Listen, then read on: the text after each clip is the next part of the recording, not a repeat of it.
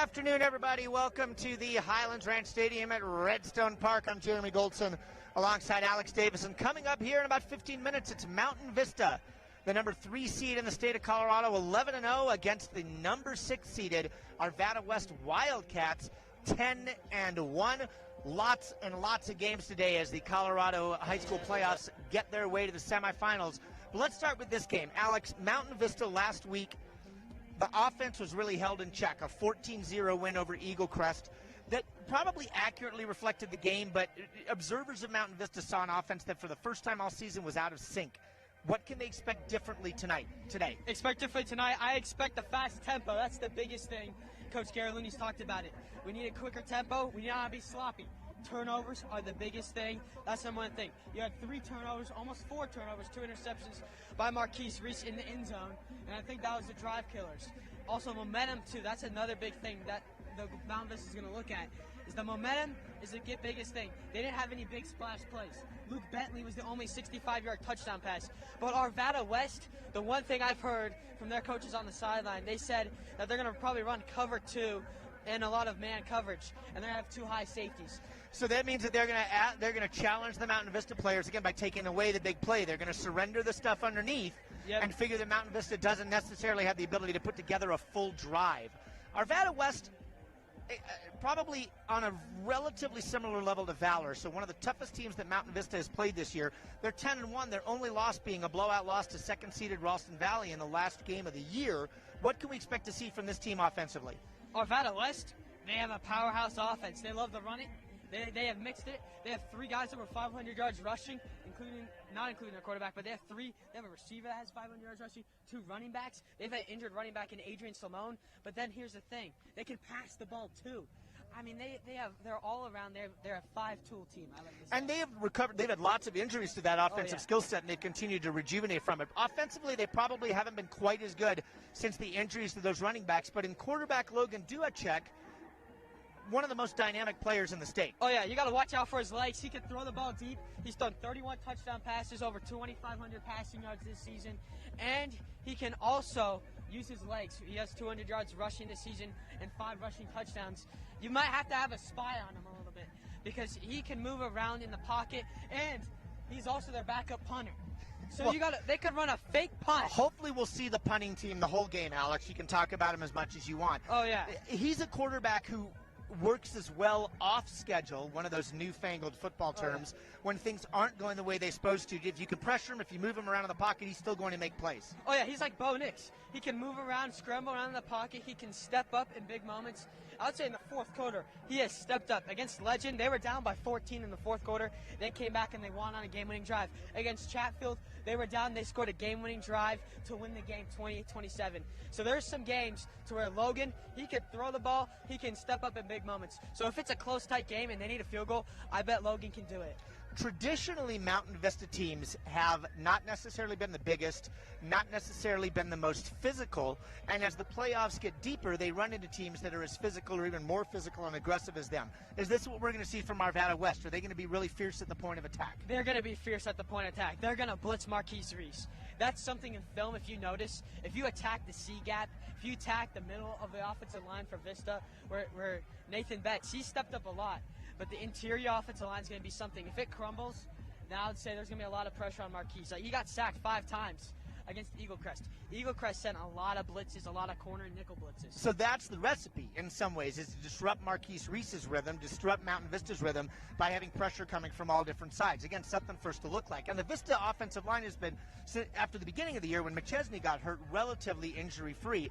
We know what Brooklyn Bailey can do. We know what Japri can do. But it seems to me that this is a game where those 3rd and 4th options are going to have to step up. Oh, yeah. Sammy Brown, that's the guy to watch out for. He has stepped up in moments. Against Rock Canyon, when Brooklyn Bailey got shut down at the end, he stepped up and caught 2 touchdowns. That's a guy to look out for. And he made some big catches against Valor, too. The big key-winning drive moments. And Luke Bentley, another guy to step up. So if Japri and Brooklyn are shut down, Luke Bentley can step up, use his speed. Watch him in the slot. That's something big. That's a great point. So in addition to the Mountain Vista game, there are 4 other games going this afternoon. Kicking off actually 3 o'clock this afternoon is the same side as the Mountain Vista bracket. Undefeated and really untested Ralston Valley gets Mullen, who won last week in an upset, not much of an upset. I think people predicted Mullen, but boy, this Ralston Valley team played without their star quarterback last week. They are healthy and ready to go. What can we expect from that game? Oh, Mullen, you know what? That's the one team that's been the grit. They've been the underdog. And I'm telling you, Mullen, don't judge them because they played Ralston Valley close, 21-7 in the second game of the season. And I'm telling you, watch out. I mean, they have a tight end that's committed to Michigan. I forgot his name, but you got to watch out for him. He's an incredible player. I mean, Mike Sanford on Altitude Sports talked about how explosive he is. If you don't cover him well, if you're linebackers, if you don't have quick linebackers, he's going to break free on a lot of tackles. I think those are both really good teams. Whoever wins the Ralston Valley Mullen game gets the winner of this Mountain Vista Arvada West game. If the Golden Eagles win tonight, they would host. If Mullen wins, they would host here next week. If Ralston Valley wins, that game will be at the North Area Athletic Complex in Arvada. On the other side of the bracket, kicking off at the same time this game is over at Echo Park in Parker, it's Legend against Mike Sanford's Valor Christian. That's probably the best game of the week. That is game of the week right there. I know some reporters for CBS are going out to cover that game, and 9 News. It's a big game that's going to be covered out there. But and we're not there, so it's not that big. It's not that big. Vista now is covering it. But here's one thing to tell you. Titus Stewart is going to step up, and he stepped up against Erie. 78-28, a big blowout, unexpected. I didn't know Val could put 70 up, but they put 70 up that quick, and they are quick. I mean, they're quick to the ball, everything. It'll be the biggest. I mean, Legend has played a pretty tough schedule as well, but for Legend quarterback DJ Bordeaux, it's going to be a really interesting game. We will, of course, get you scores from all of those games as we get them and the game progresses today. The final game of the quartet is top-seeded, top-ranked, undefeated, and dynastic Cherry Creek at home against Fairview. Mountain Vista fans might be still having nightmares about Fairview, but that team just kept going and have probably one of the best and most exciting offensive players in the state. Can they stay on the field with Cherry Creek? I say they stay on the field for maybe the first quarter, maybe the first 2 minutes. I mean, the one player you got to watch out for is Jaden Fox. I mean, he's just an incredible player. Over 20 touchdowns this year, Gatorade Finals Player of the Year for Colorado. And I think one thing for him, he's just quick, explosive. He just got his 10th D1 offer, decommitted from UConn. And there's a lot of colleges there. I mean, you have 3 Broncos players that are going there. You have Tyler Funga's going there. You have, you have Cortland Wait, Sutton the Broncos going there. are enrolled at Cherry Creek? I don't understand. They're not enrolled. They're going to show up and help. They're giving motivational speeches. Dave Logan, the head coach, the legendary head coach at Cherry Creek, of course, started at Arvada West the last time the Wildcats won a title back in the last century, but the rebirth of this Arvada West team has certainly been something to see. So Cherry Creek versus Fairview, Legend, Valor Christian, Ralston Valley, and Mullen. And then our game here coming up in a couple moments, Mountain Vista, Arvada West. How big a deal would it be for the Golden Eagles to finally get past the quarterfinal round and be playing in the state semifinals next week? This is a history moment game for Mountain Vista Golden Eagles. If they win this game, it will be the first time we made it to the semifinals in 5A CHSAA football. And I think that's a lot of pressure, and we've been there multiple times, but the job hasn't been complete, and I think the job will be complete today, this afternoon. This is a team that has won 20 consecutive regular season games and is 3-2 in the last 2 playoff years, 4-2, excuse me, in the last 2 playoff years. They lost 2 years ago to Cherry Creek, and then last year, of course, the infamous and bizarre light game here against Fairview. The Arvada West Wildcats come in. One thing we know that we will not have an issue today is the lights in the stadium going out. Got the beautiful sun. It's got the beautiful sun. If the sun goes out, it's bad for all of us. So, Alex, what's your thought? Arvada West, Mountain Vista. How's this game going to go? This game is going to be tight in the beginning. It all depends on how it's going to get out of hand. I don't think it will get out of hand. I think my final score prediction is 30. I'm going to go 24-21 Mountain Vista. A nail-biter all the way to the end. Defensive battle game. It's going to come down to whose defense is going to crack and who's going to break down. Well, I think Vista, we have the speed, and I think Arvada West has more of the strength. Well, and neither one of these teams has played very many close games. The closest game Mountain Vista played was that Valor game, although there were definitely teams that took them competitive into the third quarter, but then the team goes and zooms out of the way. That will be a real litmus test. I mean, as much as we fawn over and get excited about the world of football, this is 16 and 17 and 18-year-old boys out on the field, and the mental side of the game, the emotional challenge of the game is something that these players are going to have to keep in check. Can they, when the chips are down, when this game gets close and competitive? And I think you're right. I think Arvada West and Mountain Vista are going to be competitive today. how are these teams going to handle it in the fourth quarter? The fourth quarter, it's going to come down to how are you going to adjust. You got to make quick adjustments on the fly. I think it's going to come down to which coach can design a really big adjustments. I think Garrett Looney can make good adjustments. He's done it. Arvada West, I think they can make their adjustments too. They made their adjustments against Chatfield. Chatfield was about to upset them. And there's a lot of games that they're about to get upset. They upset Legend. So that's something about Arvada West that not many people know about. They have the determination, the grit. They were the number 3 team in the state until that last game of the year. So coming up next, it's the Mountain Vista Golden Eagles and the Arvada West Wildcats. Alex will be back at halftime. I might be back at halftime. We're really excited for this Class 5A CHSAA quarterfinal game. Coming up in a moment with Sam Dersteller, Liam Hogan, and the entire Vista Now crew.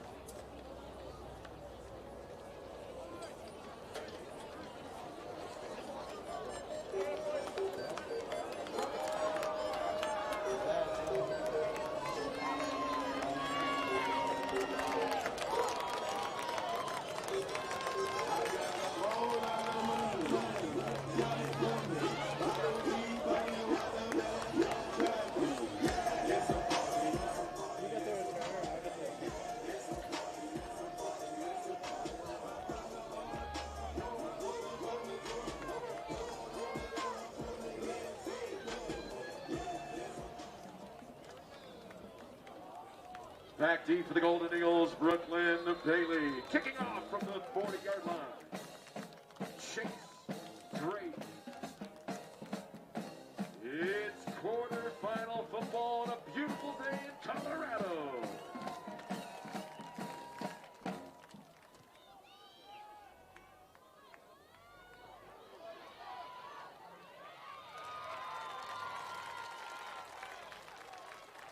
Returning the ball for the Golden Eagles, Brody Callister.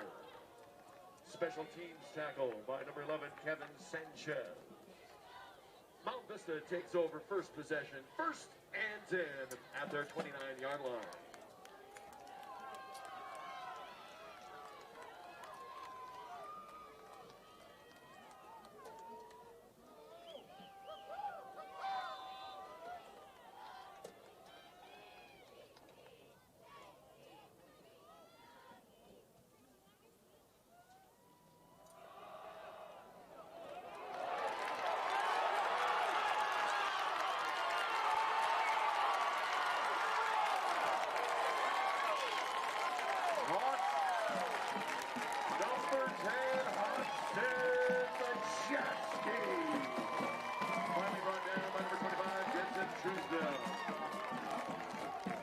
Gain is good down to the 15-yard line. 1st and 10. Vista.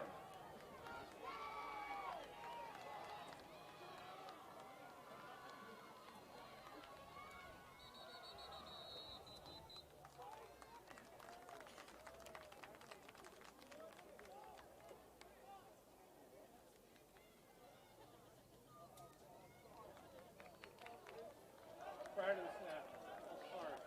Offense number 55, 5-yard penalty. No assistance.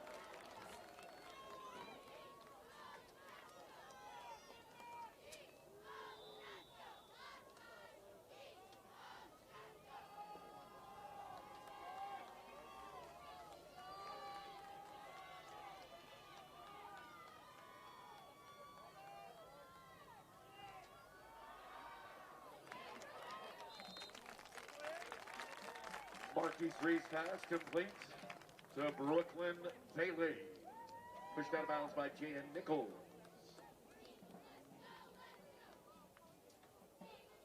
Gain of 6 yards in play brings up 2nd down and 9.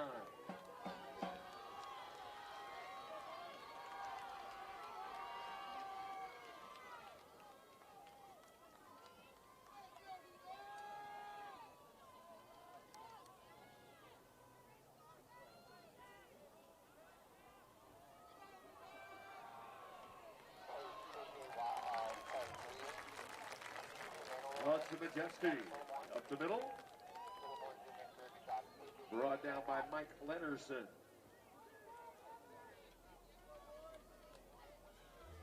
The ball rests on the 10-yard line. It's 3rd down and 5.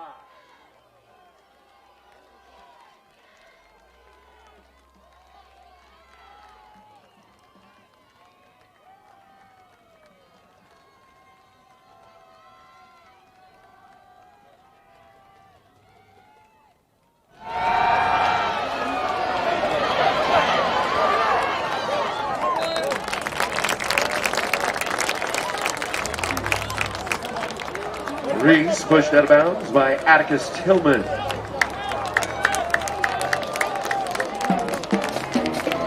The gain is down to the 5-yard line. It's 1st and goal. Vista.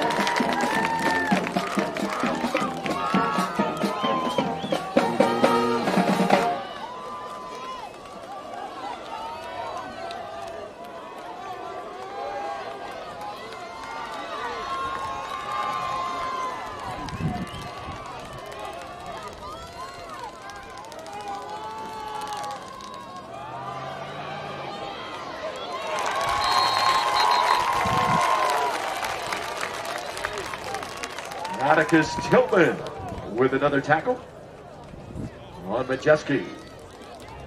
Gain of 1 yard. 2nd and goal.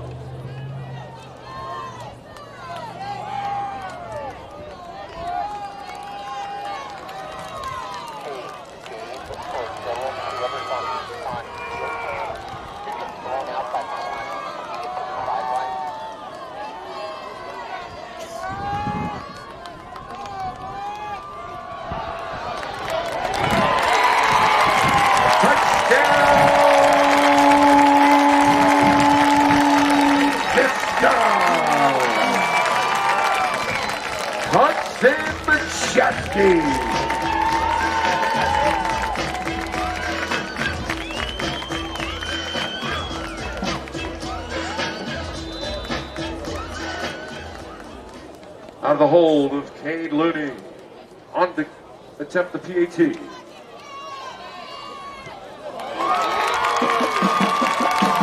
Grayson Rennie kick. No good.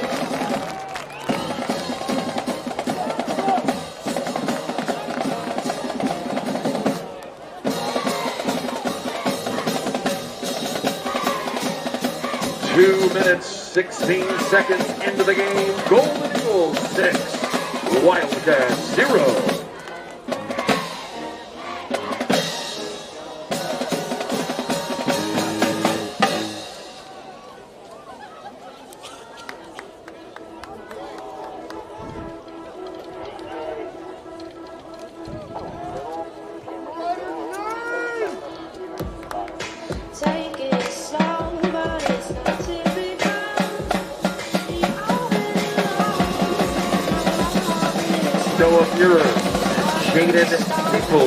Back deep for the Wildcats. Kicking off for the Golden Eagles, Grayson Rooney.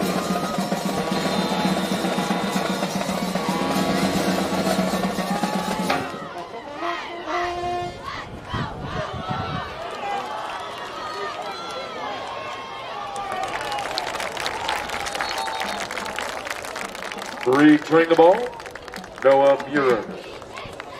Golden Eagles special team. Tackle by number 40, Noah Stella.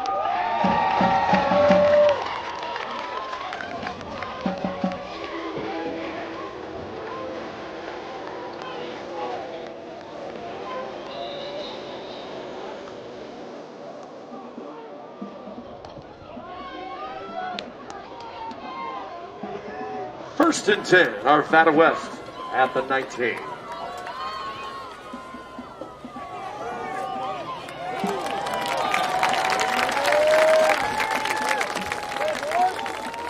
Running back that time, Caleb Gomez. Brought down by Xavier Burrell, as well as Bryce Bolton. No gain. Second and 10.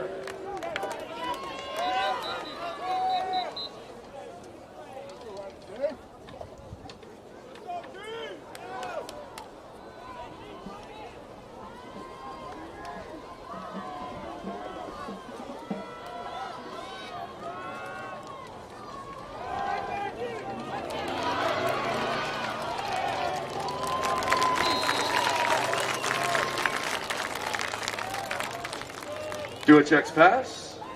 Complete. To Ballesteri. Brought down by the Golden Eagles, Ingracia and Majeski. 6-yard pickup, third down, 4.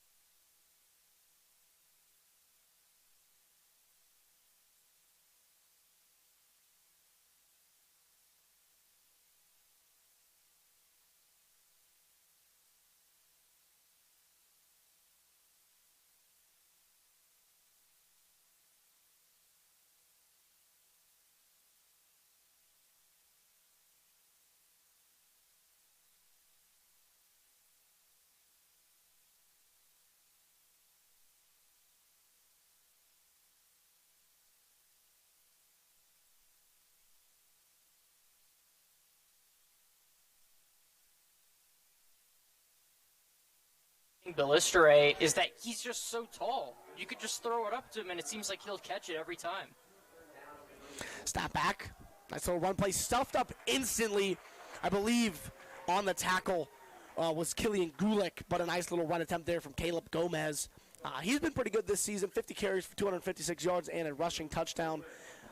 He is the backup, though, as I believe their main running back is injured. Yeah, he's actually the third-string running back. Their backup also is hurt. Interesting. And Aiden Samala is also hurt. So Gomez has to step up as the third string. I mean, he's done pretty well for himself. He's already had about 10, 11 yards, and they've only handed it off to him a couple times. So 2nd and 11 on the 49. They'll do another check down play, and he'll have room, and he'll get going. And they'll drag him out right on top of the pin. And it was a nice little play from Noah Mueller once again. Yeah, they seem to find him on the screen, or the quick pass at least, and he's just able to create room for himself. Nice tackle right there as well by Japri Joseph Jennings, right there to force him out of bounds. But Muir seems like the nice short pass guy, and they're getting really solid yards as it's 3rd and short, and very manageable here for Arvada West. So it will be Jaden Samala. Snaps back. Hands off. And it will be a little. Now, AJ had the camera. going to be just short, it seems like. It's going to be 4th and 1.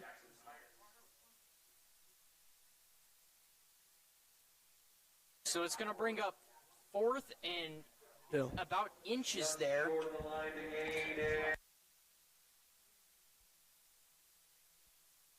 Sorry for the audio issues, folks. I'm Liam Hogan, alongside me, Sam Dursteller, and we have, so far, a pretty good game. Vista 6, A West 0, but A West just consistently pushing and pushing down the field with these 7, 8-yard plays every time.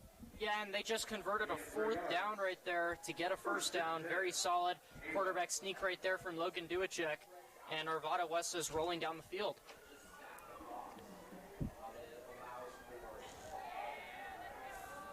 So 2 to the left of Duacek, and 2 on the right, 1 in the backfield. Snaps back. Duacek has room. He'll lob it up. And it will be caught, but it will be incomplete as he gets 0 feet in bounds. Good attempt there from Noah Muir, though. Yeah, it seemed like he almost got 1 foot in, but it seems like that heel was just out of bounds right there. Such a very close catch right there. Great coverage as well right there by Brooklyn Bailey, just making it extremely difficult for Noah Muir to catch that. By the way, Noah Muir on the season has 1,000 yards on the season with over 65 receptions and 12 touchdowns. So very similar numbers to Brooklyn Bailey, as he's the #1 receiver for this team as it brings up 2nd and 10. I mean, that was really good defense from Brooklyn, really forcing him out of bounds there. It was a great ball from Duacek, though, and it was a good attempt from Mueller trying to get those yards. So snaps back. They'll help to hand off, and they will be stuffed once again. A Vista helmet of Killian Gulick flew off. Yeah, that's sadly going to be a penalty, even though he didn't mean for it to happen. But if a helmet flies off, it's going to be a unsportsmanlike conduct penalty here in high school. Unfortunate there for Vista. Let's await the call, though, before I come up with any assumptions.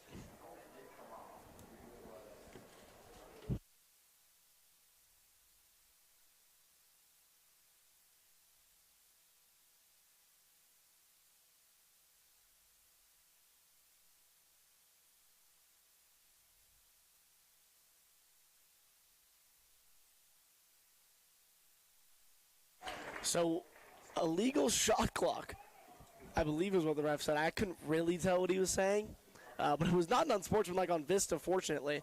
So, sticks are going the right direction. A West is getting pushed back pretty far. It'll be 2nd and 24, back on the 49. So all the last 7 plays they've had mean nothing now. Yeah, and Arvada West, they haven't had a negative play basically so far today. Everything's been going the right direction for them, but not that play, and that's really going to hurt them this drive, especially as they call timeout right now to overthink this one as it's 2nd and 24. Do you want to do the touchdown? Yeah, it's up to you. I don't care. Sure. So during this A West timeout, on your screen in 1 moment will be a replay of the touchdown scored by Hudson Majeski moments ago.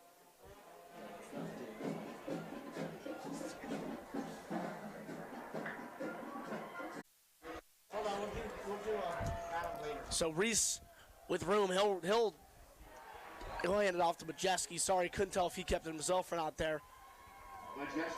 And the Golden Eagles heading the right way, I believe, as they get a 1-yard loss. It was a nice tackle there from Jesse Truesdell. So the Golden Eagles run game just kind of getting stuffed up today. Same with Arvada West, both teams not having much run game to show for so far this afternoon. Bailey in motion. It'll add a 3rd to the right side of Marquise Reese as he'll go up the middle.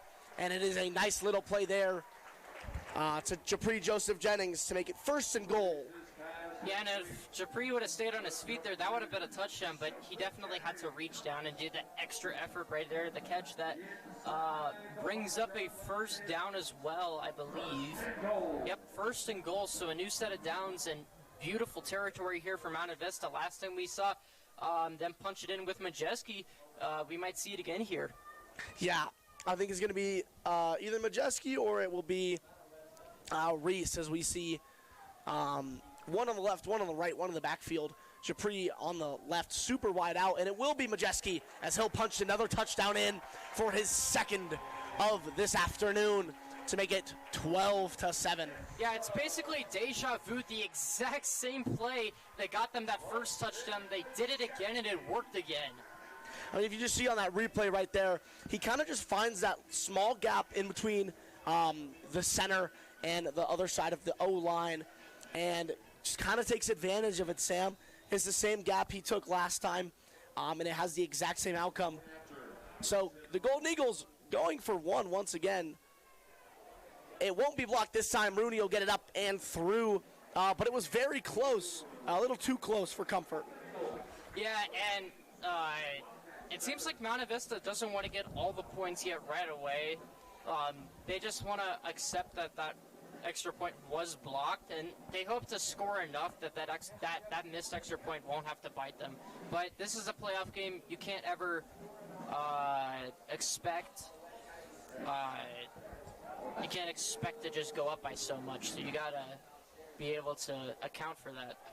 Yeah, I think it was the safer option for sure, because it's better to be 13-7 than 12-7 after a missed 2-point conversion. So I think it was definitely the better decision there. Yeah, I 100% agree right there, Liam. And plus, 2 field goals would tie, so it's not the end of the world yet. As Rooney will kick this one away. So a decent kick there will end up getting them back to the 7. And he has some room, and he'll keep punching. It's a very nice run from Noah Mueller as he'll get there all the way to the 37. And the Golden Eagles are going to have a lot of work to do to get them going back the other direction from so far out. But I believe, no, everyone is okay. Just a couple of guys taking their a little bit of extra time to get up. It's 1st and 10. Arvada West. The Golden Eagles are at their 37-yard line. Excuse me, sir. Can you sit down? I can't see.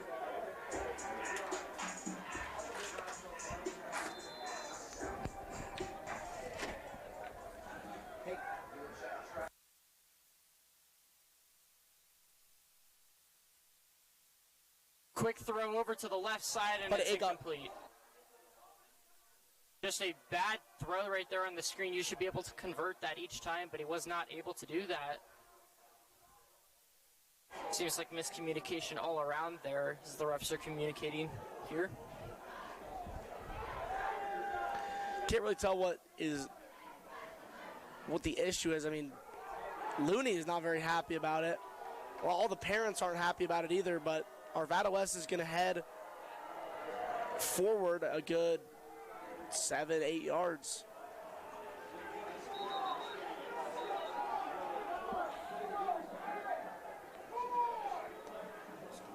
So, still not sure what's going on. It seems like they were replacing the ball after the kickoff, and they snapped it before they were ready.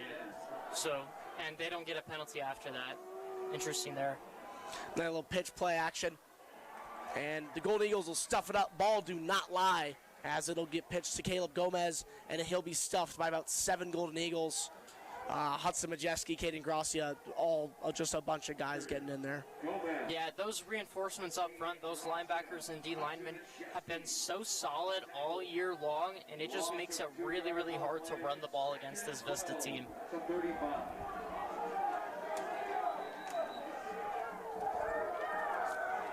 So, just a whole bunch of yelling as the refs will communicate once again. Student section kind of filled up here, Sam, as the more we get into this game, the more students come and file in. Seems like they're just waking up. Honestly, man, first day of break, can't blame them. So 2nd and 12 on the 35 snapback. He'll get stuffed up this time, and he will be sacked. He'll get a good couple yard gain there as he will, keep himself on his feet and get he'll get the 1 yard gain, so the sack won't do too much, but a nice little tackle there from the Sam Bauer on the edge there. Adrian Lee, a bunch of guys just getting in there with support, and that is a crucial sack there. Duacek ran himself out of room. Yeah, did a really good job right there of by Duacek. Just didn't see any receivers using it himself. It was just a little bit too late as Sam Bauer got to him there for the tackle. It'll be 3rd and 11 now. On the 36, so we get a 1-yard gain there on the tackle. And Duacek will call a timeout. Their Arvada West coach is very upset right there. Wanted that timeout called earlier, and it just was not there. These refs are doing a really good job not, like, folding in right now. So it's interesting that Arvada West has skipped the huddle in the last 3 plays, and all 3 plays have caused commotion from both sidelines and the parent sections. So maybe that is what the timeout there was for, to tell them to start figuring it out. Yeah, I agree. Something is definitely up, and they don't want to have this whole drive be upset parents and referees doing the wrong call each time.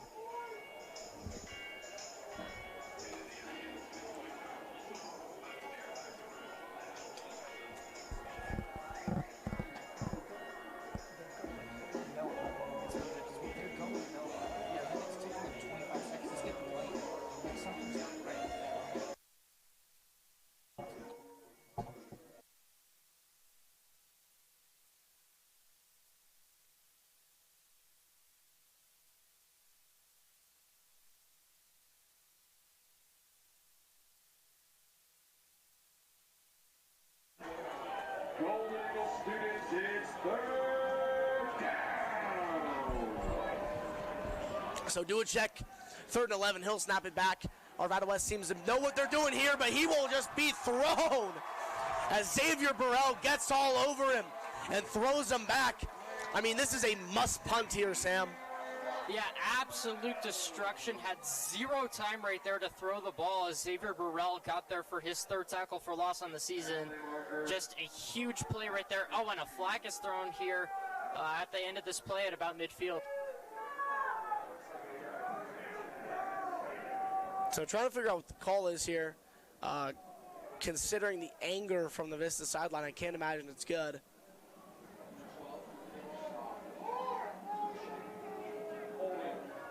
Holding on the defense. So holding, striking Vista once again. And the Sticks are going the wrong direction after a huge tackle for loss there. Now it's going to be 3rd and short.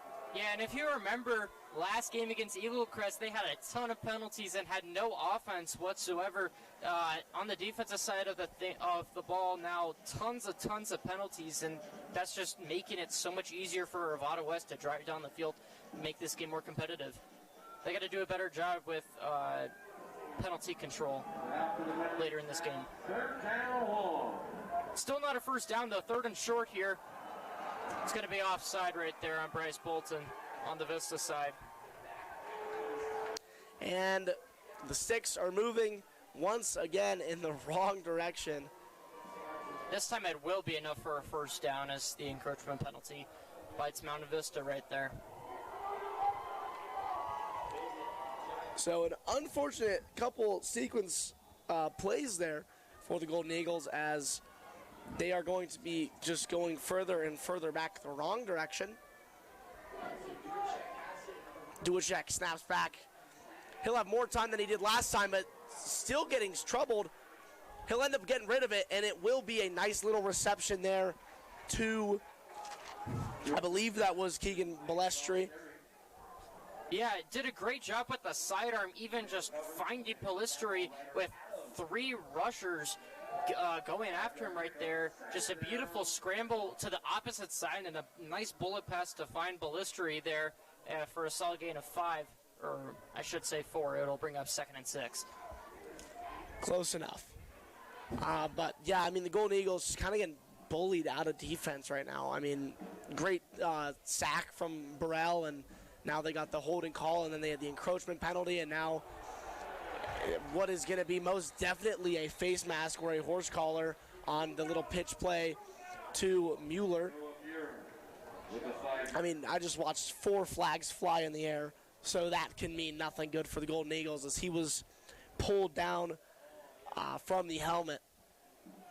Yeah, and I mean, there should be a better way to tackle him, than having to get a face mask right there. It's just going to give Arvada West even more yards here. That's already the 5th penalty on this drive for Mountain Vista. Just ridiculous amount of penalties going on right now that has helped Arvada West this drive. I mean, they've gotten what? That's their 30th free yard so far this drive, Sam. So they're going to do a little switch flipping, scrambling everyone in motion. They'll do a pitch play back, and it'll be a nice little check down action here, as the Golden Eagles will finally get him down, but it'll take 4 of them. And the Golden Eagles just consistently struggling here on defense. Last week it was the opposite, struggled on offense, and now they are hard struggling on defense.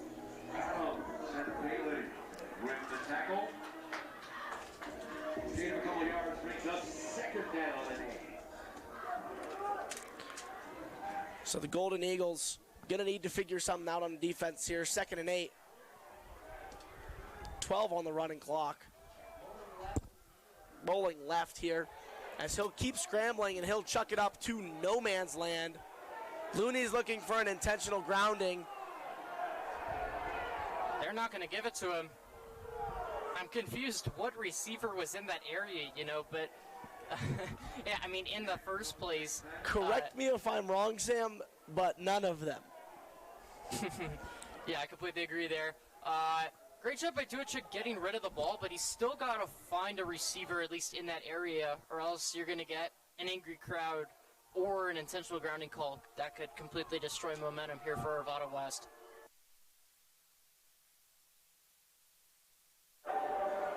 So the Golden Eagles not on the ref side right now. I mean face masks, encroachment, holding. You can hear it through our own mics how upset this crowd is right now. It's really, it's crazy how things have just not gone Vista's way this drive. 3rd and 8 here. Do a check, rolls. He'll go try and go to the right, and he'll throw that one right back into the ground. So it will be 4th and 8 in field goal range. I believe that one was tipped by Adrian Lee there on that pass to make sure that he couldn't get there. Mount Vista has been doing a really good job in containing Duchik here. This drive, just doing a really good job at creating pressure every single time he throws the ball, and it's created a lot of incompletions this drive.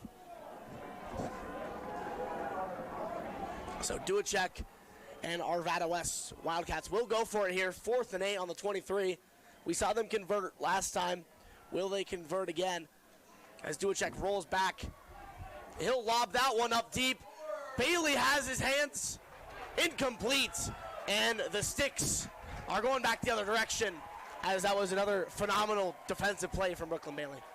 Yeah, and I think there could have been a chance that this crowd could have been getting even worse than could have been even more mad than earlier, as it seemed like there was a lot of grabbing right there on that play by Brooklyn Bailey, making it really, really difficult for Muir to be able to catch that ball. It could have been a very easy pass interference call right there, but no call there will save the drive, and Mount Vista will have a fresh set of downs, and the offense gets back out there. So Marquise Reese has 2 stacks, one on his right, one on his left, both doubled up. He'll throw that. There will be a receiver in the area that time. And Mountain Vista just kind of struggling a little bit here to get going. I mean, they've been kind of just slowing, and then they speed up a little bit, get super consistent, have drives like the last offensive drive we saw, and then you have plays like that where they're kind of just getting swarmed and don't really have options, and they're kind of just forcing plays. Yeah, they got to have a more consistent delivery, especially with this defense that Arvada West has. I mean, 2 players with over 100 tackles, that's insane. Snap back, Reese, play action. He'll have all the time in the world. He'll throw it down. He'll get completed to Sam Brown. on the far right side. Yeah, did a very good job right there at finding the open receiver, especially as he's rolling right. The window gets smaller, and he was lucky enough to find Sammy Brown on the rolling outside to find him right there for a solid gain. Did a very good job right there.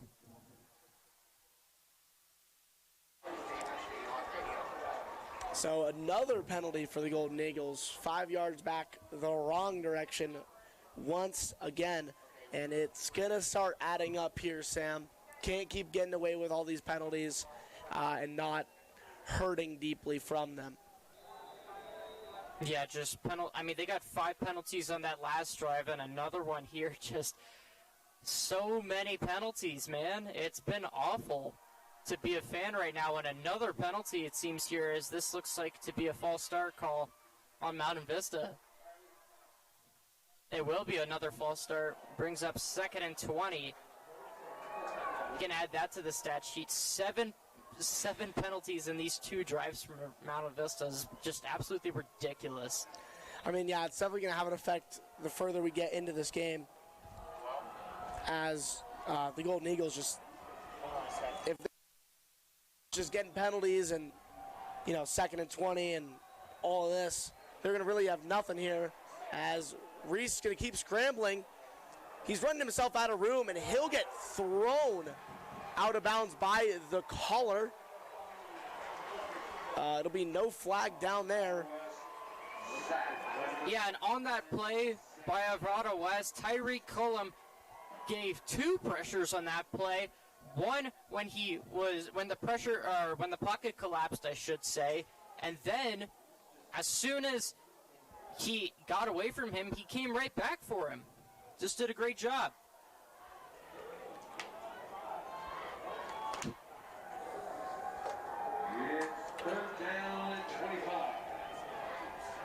So Vista 3rd, and as long as it gets from where they are, 3rd and 25, ball on the 8. I mean, they'll run it. I mean, he has room. Majeski definitely has space to get going here, but he'll just get swarmed and tackled down at the 20 flat. It was a nice tackle there from Daniel Marnett. Yeah, Marnett did a very good job right there, just making sure he didn't break free right there to get a first down. Still a very solid gain right there from Hudson Majeski, but definitely a safe call right there. 3rd and long, don't want to get it all right there and have to punt from even further away. This kind of saves Arvada West's next drive. Smart play right there. Even though it's 3rd and long and you would want them to get the first down, they would run it instead. So a potential fake here. I mean, we've seen Dunbar do it before. He will opt to just punt it this time. Definitely the safe play in a game like this. And it's a good punt, as it will get down right at the 44. Oh, and an unsportsmanlike conduct call right there. Seems like it's going to go against Caden Gracia, and there's more pushing and shoving going on. I can't tell if it's going to be for or against him, as he kind of runs over to grab the ball, as it's the Vista football, and he kind of gets pushed. So I can't tell if that's going to be on him or if that's going to be on Arvada West, as they have a whole 12 people over there just kind of swarming him after that. But yeah, and I mean, one thing I'm also expecting from Mountain Vista on the special teams unit is that they're going to play safer, especially since it's the playoffs. I mean, you have so many opportunities in the regular season to, mess around, throw in all those fakes and whatnot. But here, it's a 1-score game, and you're only up by 6 points, not even a touchdown. Oh, of course, the extra point. But they're going to move him back here. It will be an unsportsmanlike conduct call right there on Caden Gracia. As I was saying, though, I'm not going to expect a lot of fakes here. I'm going to expect punts, and Dylan Dunbar's got to provide. Definitely the safe and smarter play, as the good Golden Eagles could have gotten stuffed there, and we could see maybe not on the 43. I'd probably be in the same area if they got stuffed up. So it will be Samala snaps back, do a check, they'll hand it off. And a nice little attempt on the tackle there from Ingracia, but couldn't get him all the way down, and it was a nice run from Tegan Ribble. Yeah, Ribble definitely seems like the power back. He just lowers his shoulder into anyone he can possibly find, kind of like Cam Scadaboo out there, just able to, lower his shoulder and fight for extra yards right there. But right there, gets 2 yards right there. Will bring up 2nd and 8. So Duacek holds. He'll go downfield. A nice attempt there from Majeski to get the ball out of the air. And the Golden Eagles will pay on that. And a nice little run there from Balestri. But a great attempt. I believe it was actually, Lucas Conklin on the little dive to swat that out of the air there. Just couldn't get his hands on it.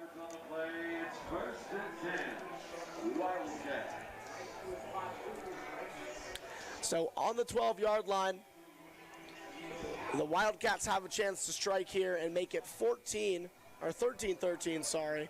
I know, it's Balestri. That's how you say that. I got it. Snaps back, Duacek. He'll fire, it'll hit the ground, as so will a flag from the right side. It was a pre-snap penalty there, so we'll see what the call is. I believe I saw the ref doing some false start motion, so that would definitely help the Golden Eagles here. Illegal formation on the offense. Finally, a penalty going in Arvada West's way compared to having Vista be absolutely dismantled by those penalty calls. This one will definitely set them back here. 1st and 15 being pushed. I mean, they're still in the red zone, but not in, like, dangerous territory. Not as dangerous as it was from the 12. Now that they're at the 17. Still first down, 1st and 15 for the Wildcats. It'll be Jaden Samala under the ball. And it will be motion for Garcia. Snaps back, do a check down play to Gomez. And the Golden Eagles will stuff him up in forward motion. Might get him an extra yard.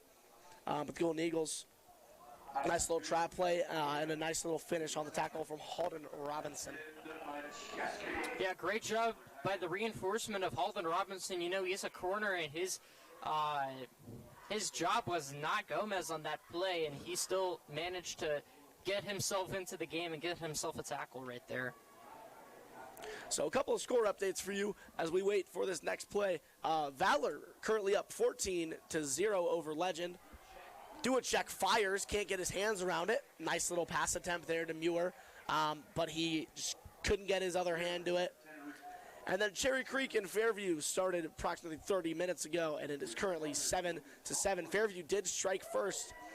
However, Valor taking up a 7-0 lead, and Legend hasn't really had much to say for it. So that's definitely notable. That is both on the other side of the bracket, though, so we wouldn't be able to see one of these teams against Vista until the final at earliest. Duacek snaps back, holds. Got a little bit of room. He's going to take it himself, and he'll get tossed out of bounds by Killian Gulick. There was a flag in the end zone, and now another one is thrown right there at the end of that play. Going to be interesting to see. And back to those score updates, Fairview and Cherry Creek, the one thing you can't do with Fairview is underestimate them, because that's what we did last year, and we ended up losing to them. Fairview's a strong team, and even Cherry Creek should be wary of how good they are, even though they beat them last year in the playoffs. I mean, since these games are all being played with the sunlight, no power outage is really in the talks there, so I wouldn't be too worried if I were Creek. They just have to play their football. I mean, they are undeniably the best team in the state, and it's not even close. As we speak, Legend just strikes to make it 14-7, so it took them a while, but they are slowly getting going here as we are still awaiting the call on the field from both flags. I'm assuming one of them will be on the hit from Gulick, and I'm not sure what the one in the end zone will be. To be honest, the refs don't seem like they know what's going on either. All I know is that flag thrown in the end zone that still has not been picked up right there, that was thrown before it was during the play, not afterward. The other one was after the play.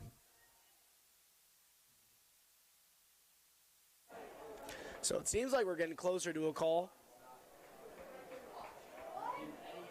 Thank God the clock isn't running like soccer. Because then it would be halftime right now. 8 minutes of extra time added. Right. Really confused on what's happening here, Sam. The live ball foul and the dead ball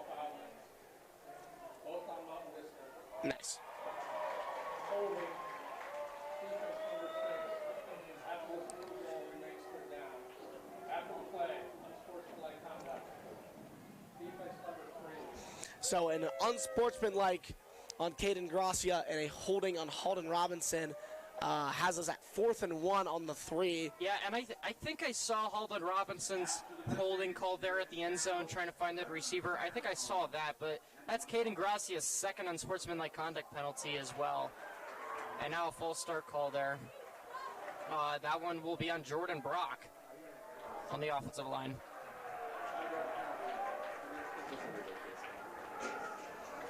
So an unbelievable amount of penalties here in this game, and that's the 4th one on this drive for Mountain Vista, the 3rd one on Arvada West, as this game is going very monotonously slow with all these penalties.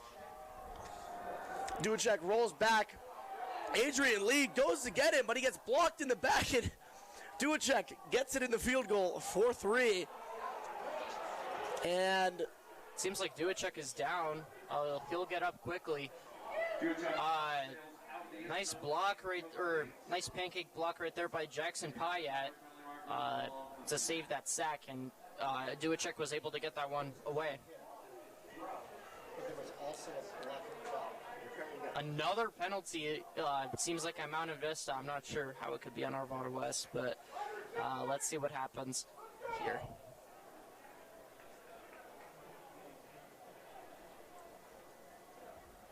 I mean, not much to talk about here. This has just been the longest second quarter, maybe ever.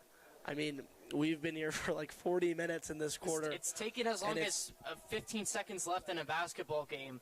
Just the amount of penalties and whatnot, and this one's going on against Vista once again.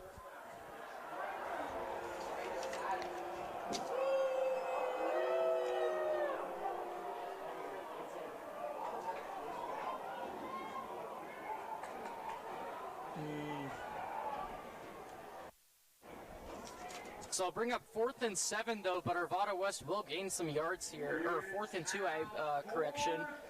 But they're at the 4-yard line. This is a big play right here. They're not bringing out that field goal unit. They want to score. I mean, I would go for it if I were them here too. Interesting formation. We know it's going to be a run play, and it will not connect. That one was a handoff to the fullback Payat there. We're going to wait the call to see if they got it. Vista believes that they stopped them here. They did.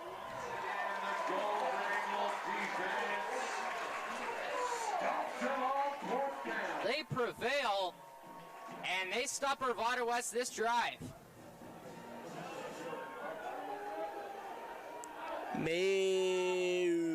Nope, they will not. I was just sharing the reaction of the Mountain Vista defense there. I was not reading the refs there. The refs seemed pretty convinced that Vista stopped them too, but I was more convinced by Ryder Adams' reaction there. Oh, we're bringing out the sticks. Move the chains. We don't see this often. This is so rare in high school. He's short. Ref, he's short. I can't see. It's too much to. Yep, he is short. He is short. So for the first time in who knows how long, they bring the chains out, and he is short by about 3 inches. Less than an inch. But a good stop regardless, as Vista will head back the other way. Arvada West stays at 7. Oh, that's always a good time, man. Bring the chains out more often. One chain link. I love that. That is awesome. The only bad news here is now we're stuck in our end zone. Seems like Vista's very viable for a safety here if there's a negative play, but being smart right here with the run is Hudson Majeski, and he is absolutely stuffed in the backfield. Ooh. Back to the 1-yard line, a loss of 2 right there. Nice tackle right there. I believe it was Tyreek Colum on the tackle there. And kind of just Jesse Truesdale as well there on the tackle. Just 3 players just stuffing on Majeski. I mean, they knew it was happening, and right here it looks like it's going to be a pass play as there's no running back in the backfield right now. 3 on Reese's left. I'd look at the slot right here on the close side. He's open. It'll be incomplete. I thought he got picked off there for a second, Sam. Couldn't really see where Luke Bentley had landed in that play, and with 2 Arvada West guys on top of him. If I was honest right there, I saw pre-snap right there. No one was covering Majeski. He was lined up in the slot on the close side. Nobody was on him, and he even ran out a little bit, and he was open. But Reese's first read was Bentley, and he was open, but at least sort of open, but it was incomplete, and now it'll lead up to a 3rd and 11 here from the 2-yard line. So Majeski snaps back. He'll take his time in the pocket this time, and he'll find Japri Jennings for a nice little gain of 21. How about the full extension right there from Japri Joseph Jennings? His wingspan and his size is not the biggest, but he's able to make a huge impact out there and complete a first down with just absolutely using all of his reach there to catch that one. Here's Reese again. He'll find Jennings again, and Jennings has room this time. I mean, he'll get finally swarmed up with a nice tackle there by Mueller on the defensive side this time. But another lethal connection that Vista has is Jennings and Reese. I mean, that's back-to-back connections there, and both of those were pretty good lethal connections for big gains. Here's Reese again, quick here with only 2 minutes left, and he's brought down. Sack there. I mean, I didn't have time to notice, Sam. I was trying to, stop myself from rolling over our wires, and just Marquise Reese was swarmed instantly as we see someone on Arvada West down here on the 25-yard line. We'll be back after this.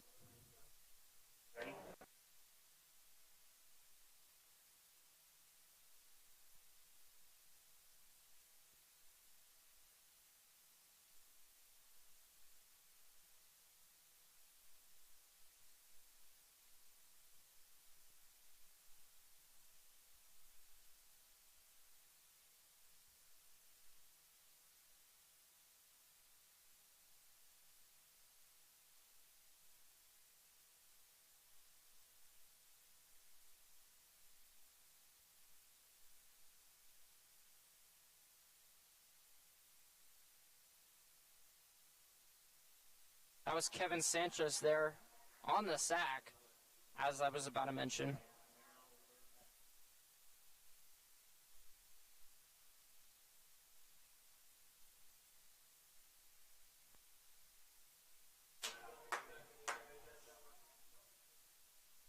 So it'll bring up 2nd and 17 there as Arvada West sacked Marquise Reese and the Vista offense. The clock is running right here. Time is ticking under 2 minutes here in the first half.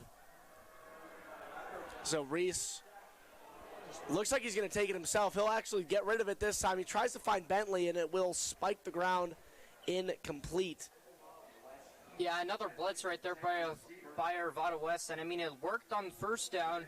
I believe, it worked on first down, but not on second down right there. They ran a dime blitz right there.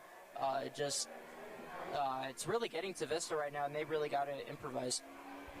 I mean, yeah, we saw the turbo play there from Reese when he was sacked moments ago. It was a safety blitz, and now they're running dimes with 6 DBs and a spy. So they are just firing different formations. 3rd and 17 here for the Golden Eagles. This one's big. In nickel. Snaps back. Reese takes his time in the pocket. He'll find Bentley on a nice connection there as Bentley will get out of bounds. Forced out of bounds there by Atticus Tillman, and just a beautiful play right there by Reese to find Bentley there. Pressure was coming all around from Jackson Pyatt, and Reese still stayed under control right there and was able to find him.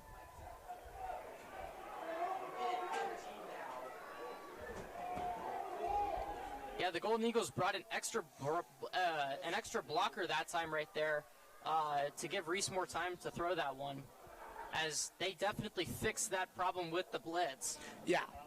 So Vista will take their first timeout of the afternoon, and we are going to go downfield to Alex Davis.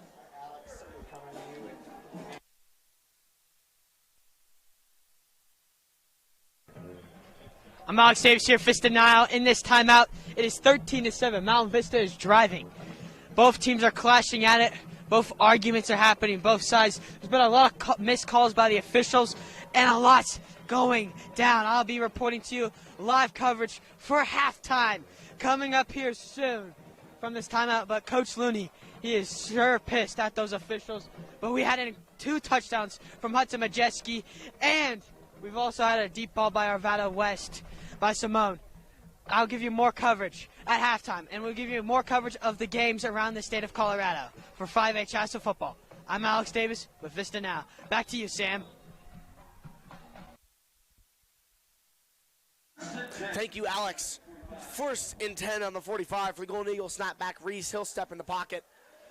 He'll start rolling right, then he'll go right back to the left, and he'll take it himself, and he has plenty of room. And he'll get the first easy and land himself at the 30. Takes a rough little fall there, but he's up quick.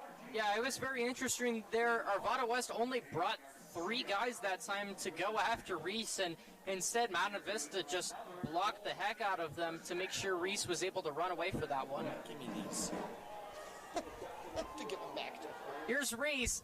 Quick play here. Oh! Almost intercepted. A nice right little there. tip there from Aiden Garcia.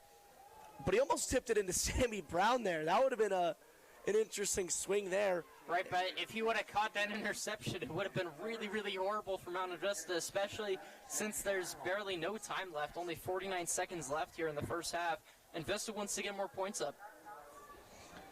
I think if they score here, this will really give them great momentum, considering Arvada West will start with the ball coming into the second half here.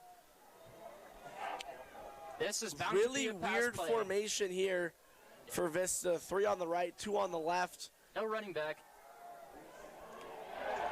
The ball gets swatted out. It will be a fumble, and he has time and space. Tyreek Colum, he's going. Reese will get him down at the 5. Yeah, it almost seemed like it was just a perfect strip, you know. As soon as Reese was ready to throw that ball, it seemed like Colum just grabbed it right out of his hand right there. Just incredible right there by Colum, just able to improvise. First of all, get the ball out of Reese's hand and then fire it to the ground and then pick it up and run all the way over to the 5-yard line. And instead, Arvada West is looking to strike right now. So we're looking at this replay here. I mean, missed the strip there, but I think he just got him right on the top of the ball during his throwing motion. And I mean, it was a really good run from him. As you'll see, he'll start coming down the close sideline and he'll swing super far wide to get as many yards out of it as possible. So first and goal, ball on the 6, 30 seconds left. Snaps back and fires too far. Flag down on the play.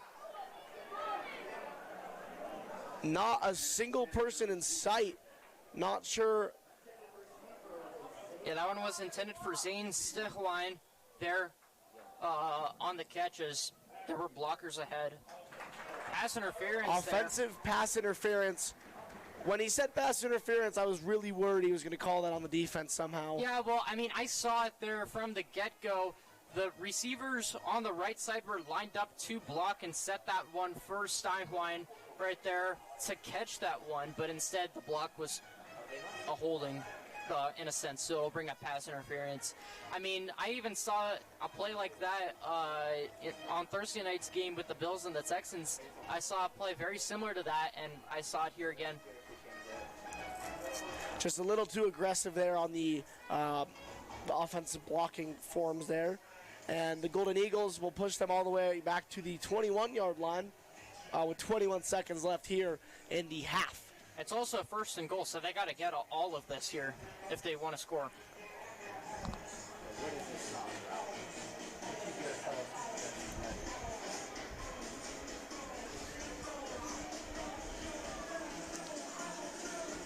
So, the longest 21 seconds of your life, as this is the longest quarter of football you've probably ever watched. Low scoring it has been, 13-7. Hey, more scoring than last week, right? Somehow, some way. Snap back, do a check. Has time, he'll throw it right behind him. Intended receiver was Steinway again, but he didn't even turn around to see it. Yeah, that's just miscommunication right there. If it's a quick pass like that, he's got to be looking for the ball.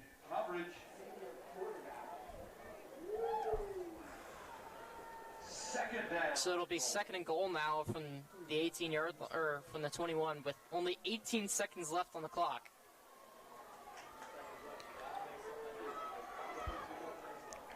So do a check. Has it. Relaxes in the pocket. Throws it up the middle.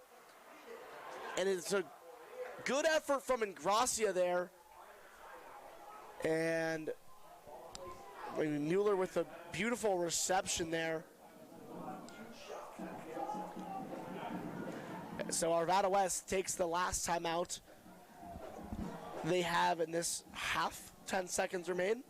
Yeah, it's very interesting to see what they're going to do here with 10 seconds. I'm expecting a pass play, incomplete or not. They're going to want to get out of bounds or into the end zone, either one. But then if they don't get if they do get out of bounds or if it's incomplete, I think they bring out the field goal unit, especially since they got great field position right now, and they want to put some points up and only make it a field goal game. But interesting to see what they're going to do here, especially since they burned their last time out just now. If they catch it in bounds, they got to quickly snap and spike that one. But it's very difficult to do that, especially with the chemistry isn't the same as the NFL or college. I would say it'd be really hard to do that. So the ref will hurry up Arvada West as they take just extra time here on this timeout. Golden Eagles defense going to need something big here with these last 10 seconds. Arvada West on the 11, 3rd and goal. They got 2 plays here in 10 seconds at the most to get 11 yards and the touchdown. I mean, who knows what could happen here very late. Arvada West scores here. It'll be a huge momentum shift as they also start with the ball coming into the second half. 3rd and goal here. 2 on the right, 2 on the left, 1 in the backfield. Do a check, opt for the pass. It's caught. It is still caught.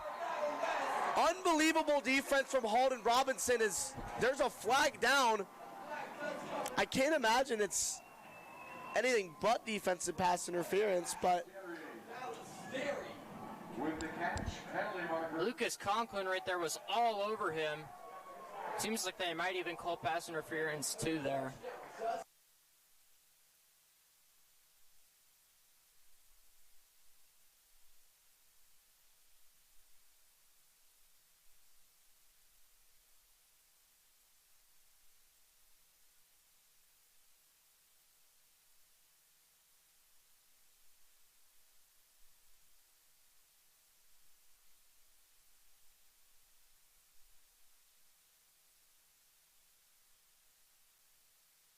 Take the lead here if they make this extra point.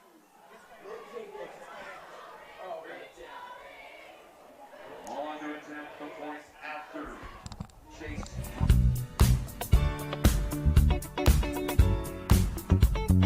What's up, Vista? We are back in the hallways.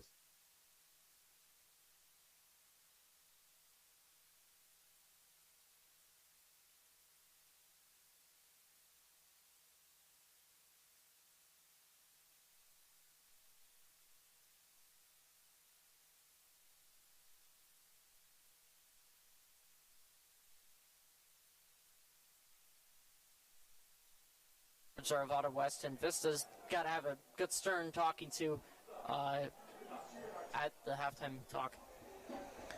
unless this ball gets to the end zone.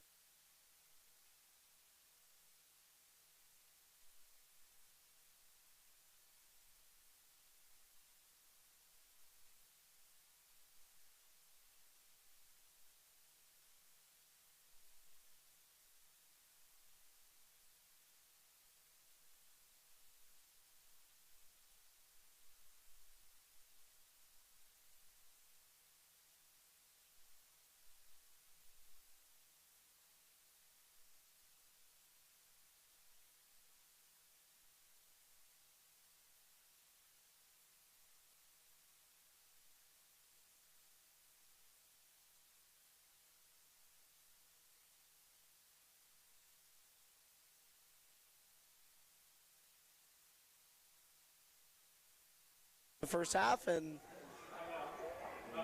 Vista takes a timeout. So, I mean, really going. They want the points back. Really going all in. They want those points back.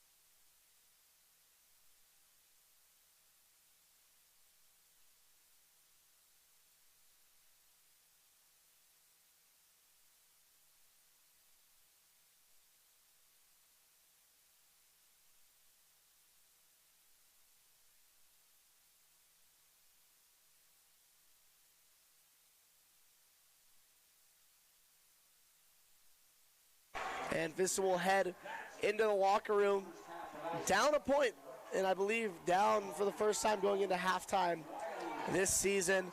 And unfortunately,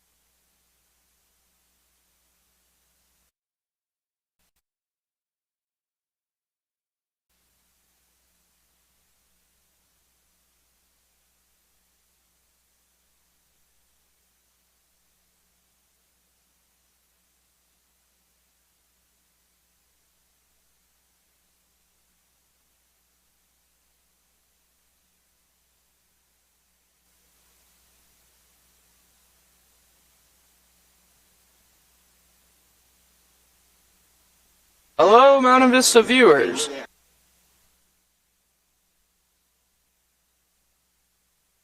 Hello, Mountain Vista viewers. I'm Sam Derscheller, your color commentator for today's game. I'm going to go over a few replays that happened in the first half for today's game. The first one here is Arvada West's first touchdown drive here, as Duacek had three receivers out to the right and was able to find Ballisteri here through the middle as he got by Halden Robinson there for the touchdown. Very solid play right there, play calling right there by Arvada West. The next one was a nice completion right here.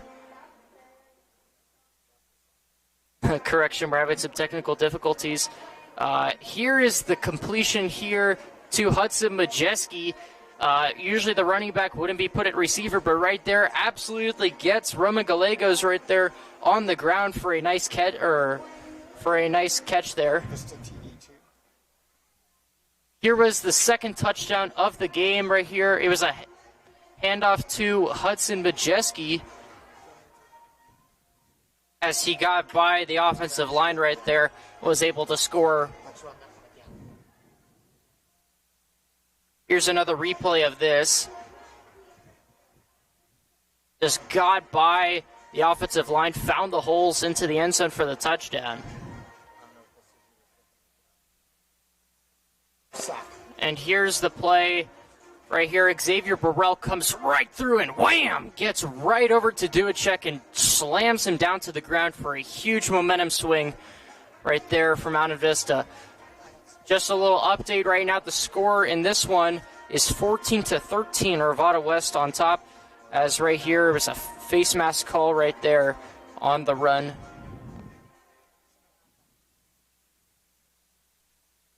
Right there was a good incompletion right there to stop him on fourth down by Brooklyn Bailey. Let's replay that one. Or here's another play right here. Marquise Reese. Play action. He looked deep and he found Japri Joseph Jennings right there as the easy pass. Gets by his defender right there and fights for a few more yards. A very solid catch right there.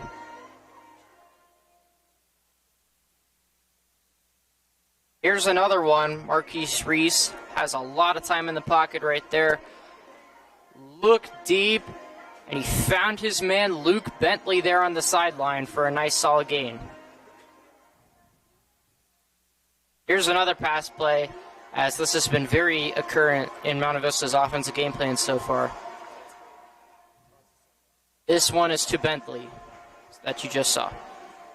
Here is Marquise Reese scrambling out of the pocket as he fights for a solid 20 yards right there. Did a very good job improvising there. Here was the strip fumble right there by Tyree Cullum, and he was able to get over to the 10-yard line before Marquise Reese brought him down. That was a huge swing, which eventually led to an Arvada West touchdown, which gave him the lead.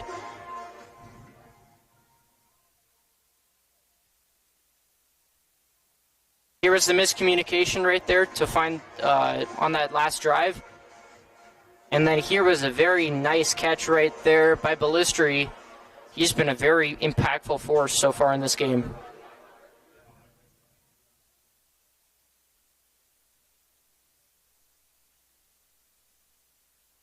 Here's the touchdown. As Ballisteri was, Halden Robinson was all over him. He bobbled it and still caught it before going into the end zone. I actually got word that he dropped it here at the end of this play as he hit the ground, but the refs did not see it, and Arvada West got it right there for the touchdown. Here's another look at it. Caught it here, bobbled, caught it again, dropped it as he came down with it, and the refs did not see it there. But nonetheless, Arvada West has the lead with that score. So we got just about 20 seconds left here in the first half. We'll be back with the second half.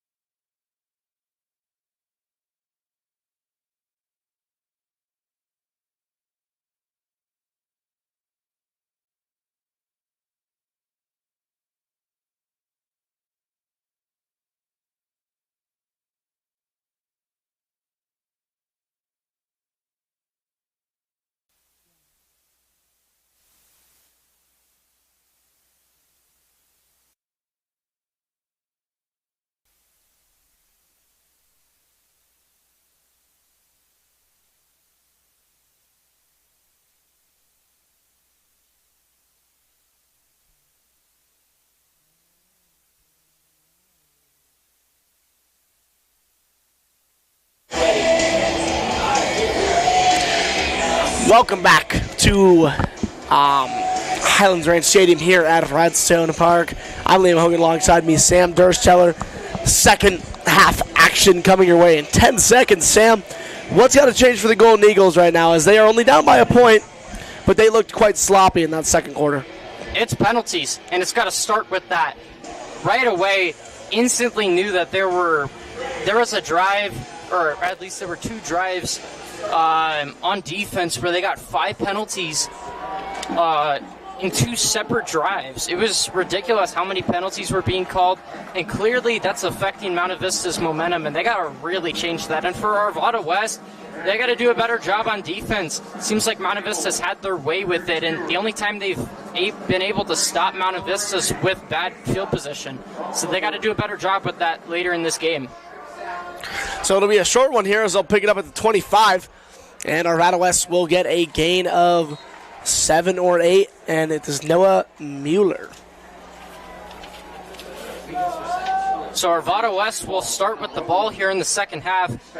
Very interesting to see that Mount Vista had the ball with about 40 seconds left in the first half, and a huge turnover was able to change the momentum of this game and give Arvada West the lead. So Arvada West gets the ball after scoring that crucial touchdown to end last half. They'll snap back running. Instantly swarmed, I believe it was Killian Gulick and company there. About 3 or 4 Vista guys on the tackle there. And it was a good run attempt from Caleb Gomez. So a little score update for you as we look around Colorado. Valor and Legend still plateaued, 17-7. Valor over Legend, and Creek Fairview is an absolute shootout so far. Cherry Creek 28, Fairview 14. That one just lobbed a little too high up the middle, intended for Keegan Balestri, and I believe it was Lucas Conklin there with just more control and kind of swarmed him up there. Yeah, Lucas Conklin, I believe, also leads the team in interceptions this season. So he's just been a beast at catching the ball on the defensive end of things. 3rd and 11 here, big play for Arvada West. Snap back. Time is due a check. He'll be swarmed. Few flags there, and he'll end up being sacked. Brought down by Caden Gracia. Xavier Burrell with a little assist on that tackle there, and just flag after flag throwing into the play there. It takes a lot to bring down Duacek, especially with his frame.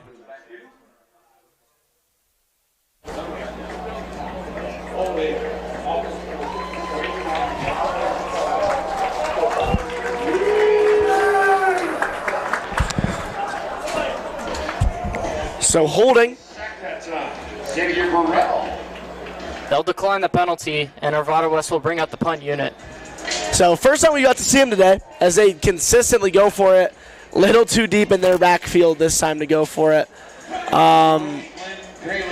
So Bailey out back. Chase Drake to punt this one away. Never going to be a trick play here for the Wildcats, as he is also their kicker.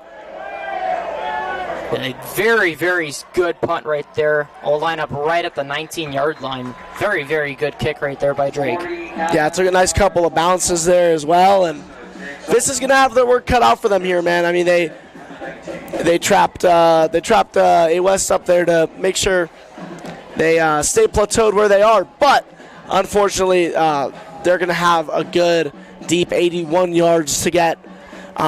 But this drive could cut out a lot of this third quarter, and I think if they get down there and score, I think a 2-point conversion is not only in the works, but is almost necessary.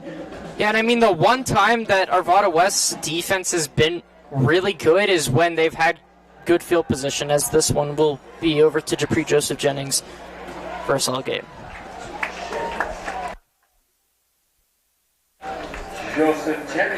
So Japri Joseph Jennings, I believe that's his 4th or 5th completion on the night, and he has been unbelievably consistent as he just continues to get crazy gain. Not the night Liam, you got to recognize the time of day for this game is bonkers compared to how it usually is. I hate it so much. The sun's in my eyes. Can't really see. It'll be bet, snap back. Hand it off to Majeski, and he will get a nice gain and a first down. So he'll just take that one straight out of bounds. It was a nice little handoff play. But he picks the same gaps every time, man. Arvada really can't figure it out. He hasn't gone to the other side. He always goes off to Marquise's right side. So interesting that AOS hasn't picked up. And if you remember, both touchdowns scored by Vista today have been off the same play as we see it again right here. I spoke very early on that as I believe it was Jackson Pyatt on the tackle. However, he ran right to the other direction, right as I noted that he doesn't really run to the other side. 2nd and 7 now for Vista. Ball on the 37. A lot of time to go here.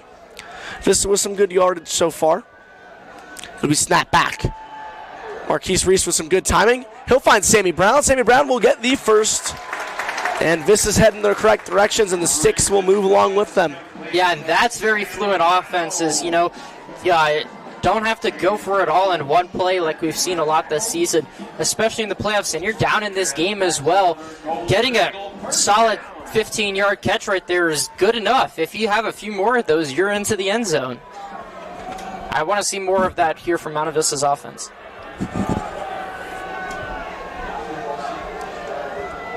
So Nathan Betts at center. Nice little weird formation there from the Golden Eagles. It'll be handed off to Majeski once again. And he will get a nice solid gain. I believe that was a whole 9 yards. He'll eventually be brought down by Tyreek Kumel. Tyreek notably was the one that got the strip sack to eventually get A-West their touchdown to end the first half. Yeah, Colum has definitely been running all over the place today.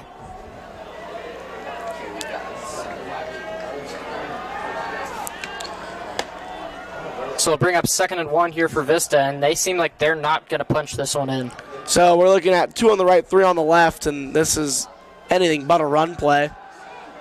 Marquise might do it himself. He'll opt to get to Japri Jennings, and he will slide. He catches that one. And it's a beautiful catch.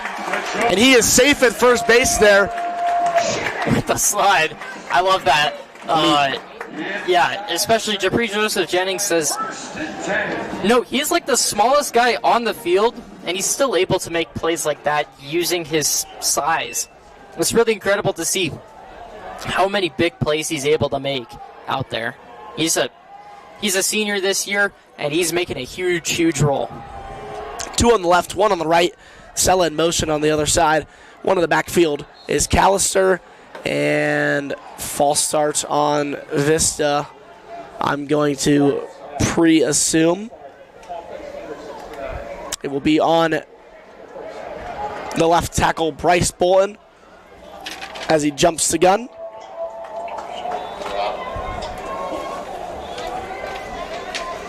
And Vista will go back 5. So it'll be 1st and 15, ball on Arvada West 34. Snap back, Reese will hand off to Callister. Just kidding, Reese will take it himself. He'll stay on his feet. Way to break that tackle there, and he'll trip and fall. But he'll get those 5 yards back pretty smoothly, and that's a nice tackle to break.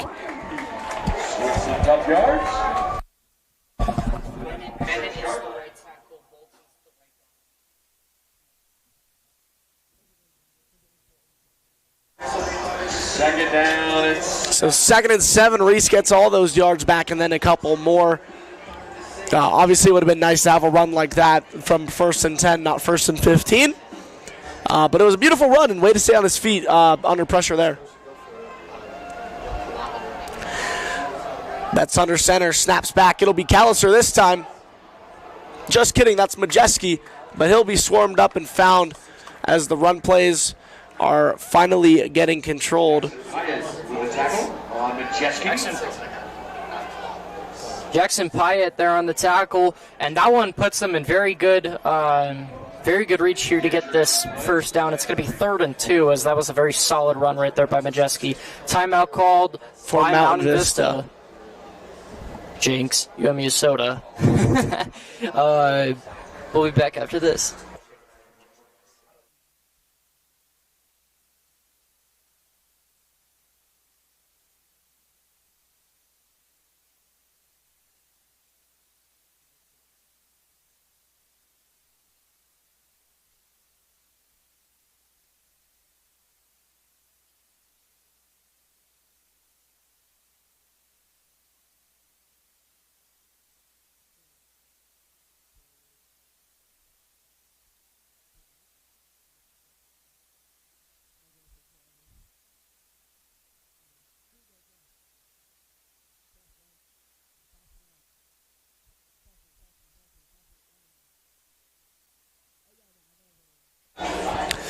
Six minutes and 50 seconds remain here in the third quarter. 3rd and 2 on the 21. Mountain Vista down 1 point. 14 Arvada West, 13 Golden Eagles.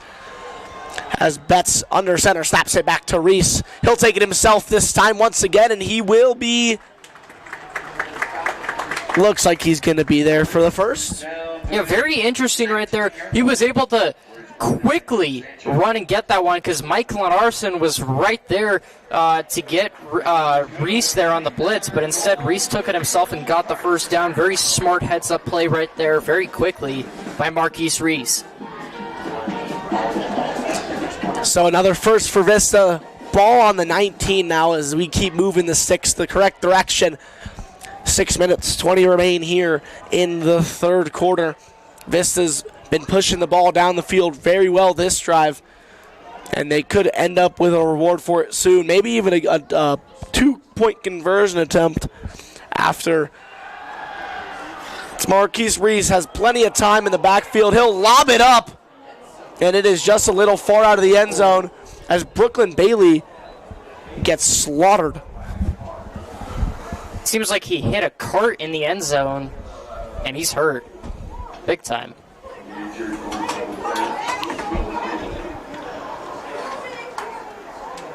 Was not aware of the end zone. We'll be back after this.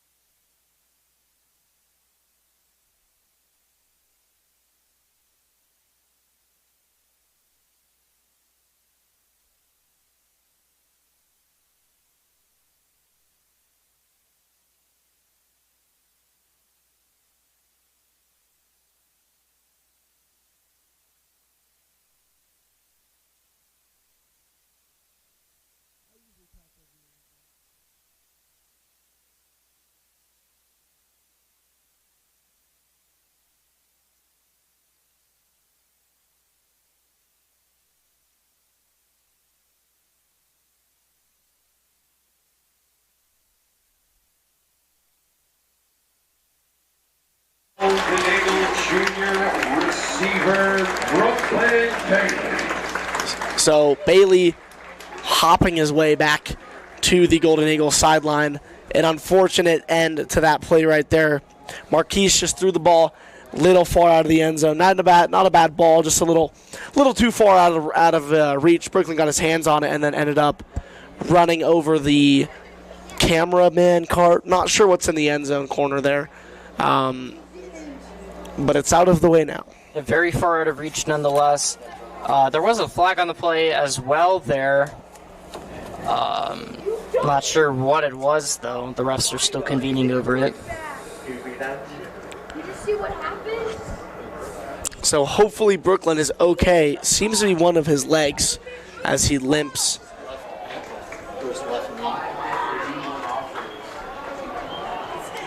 So holding on the defense, so Vista will gain some yards. They should feel good about that one. Brooklyn Bailey definitely will be missed as a receiver. He only had 3 or 4 targets tonight, but Hey, who knows? He might come back, though. He was able to hobble off.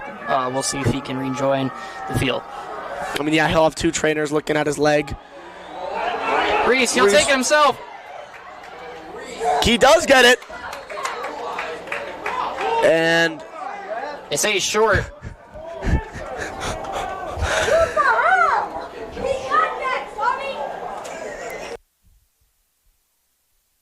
Fighting for the end zone right there. He was not able to get in.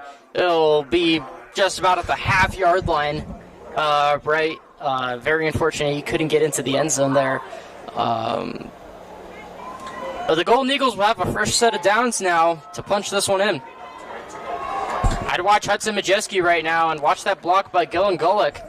They're on the right side.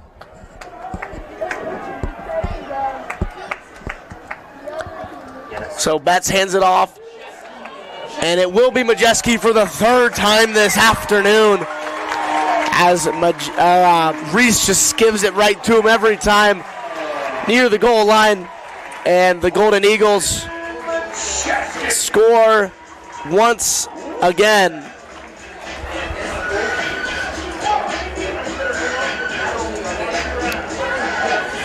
So I believe we're going to get a replay there. 19-14 Vista. No 2-point attempt. So interesting play here. They're hoping Arvada West kicks a couple field goals in there, and maybe their defense locks in. Almost another block as it goes over the top. So 20-14 Vista. 5:44 here in the 3rd. And Vista just going to keep kind of chugging along here. They're throwing punches and they're getting downfield and making good plays like that. I mean, that was a very solid drive, really consistent. They look a lot better than in the first half.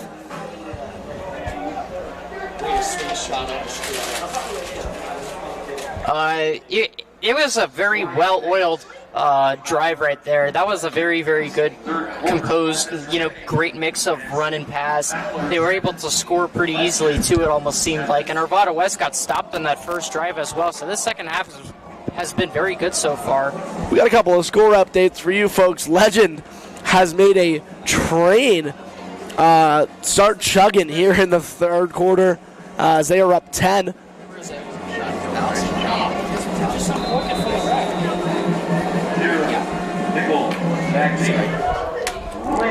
As they tie it up 17-17, Cherry Creek and Fairview, I believe, strike halftime.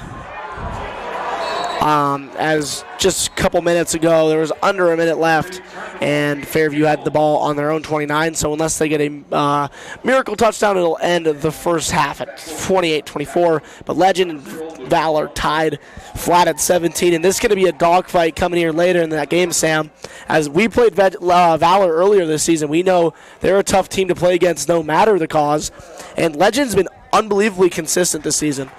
Yeah, we know how good both of these teams are, and I mean Legend with I believe they have a 5-star quarterback on their team as well, and Valor just so strong just about every year. And a penalty here will push Arvada West even further back here. So great start to the second half so far for Mountain Vista, as they seem to be taking control of this game after being down in the first half.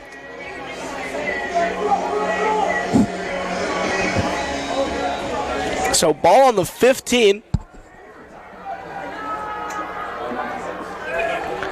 for Arvada West. 5:38 here. Snaps back, a little check down play. Instantly swarmed and thrown to the ground. I believe it was Majeski. And ball got to Garcia. Garcia brought down immediately. Hudson Majeski there on the tackle. He's been everywhere on offense and defense. 3 rushing touchdowns for Hudson Majeski today. That's a lot. Not to mention, he only had 4 rushing touchdowns on the season entering today, and he's got 3. Snaps back. He'll fire. He goes deep, and a beautiful ball. And Arvada West will strike right back as Logan Duacek connects with Noah Mueller. And the Golden Eagles pay the price instantly. That's a huge play right there. Let's take a look at this replay here. As we see Duacek just fires it deep, and Muir is just able to outrun the Mountain Vista secondary right there and absolutely get into the end zone with a complete burnout finish right there. Just excellent job right there at finding the man. Duacek did as well, I should say, and Muir able to just outrun the Vista corners right there. Seems like they're missing Brooklyn Bailey out there at the cornerback spot. He's usually there. 85-yard touchdown there as a result. So point after is up and good. So Arvada West with the 1-point lead once again. How many lead changes is that? So let's see. Went 6-0, then 7-6, then 13-6, then 14-13. Be the 5th lead change, I believe. Don't forget 20-14, and then now this. Oh yeah, so 7. Yeah, that's a lot. Even though they've scored the same amount of times, it's just funny how the league keeps swapping. You know, Vista scores and Arvada West answers with an extra point each time.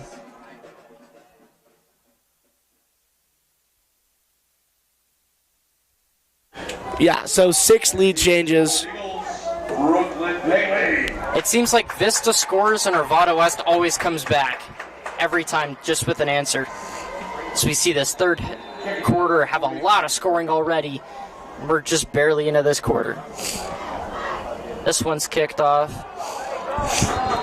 And 23.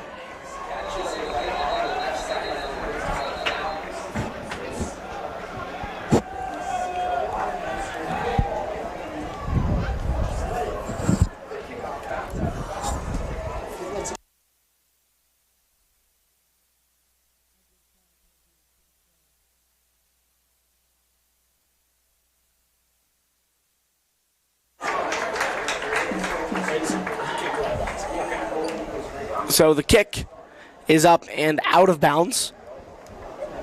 So the Golden Eagles will gain a little bit from that.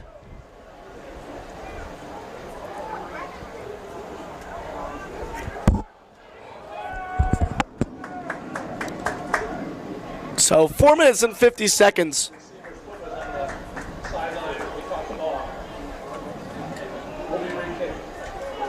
So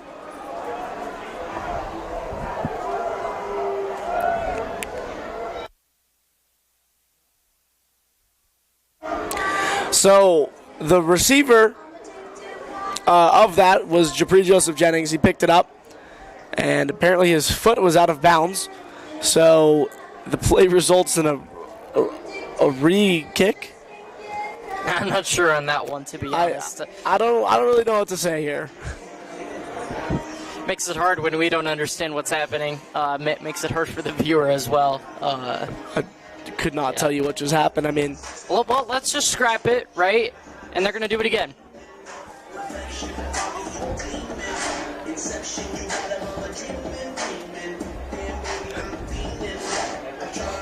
I mean, seems like there's really no response for what just happened. I mean, I don't even know if Looney knows what's going on down there.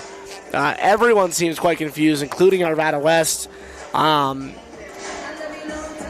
Really have no idea. I mean, we didn't know what they were doing. They didn't know they were doing, so they're just going to kick it once again. Yeah, let's just forget the whole thing happened, you know? Yeah, let's just start over. Square one. So we're going back. This one will stay in bounds.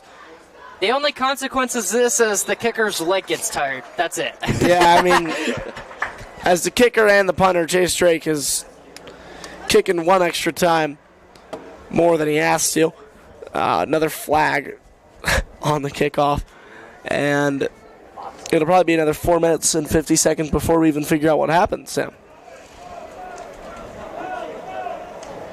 Maybe another re-kick? To do it so many times, right? Just get it right this time, right?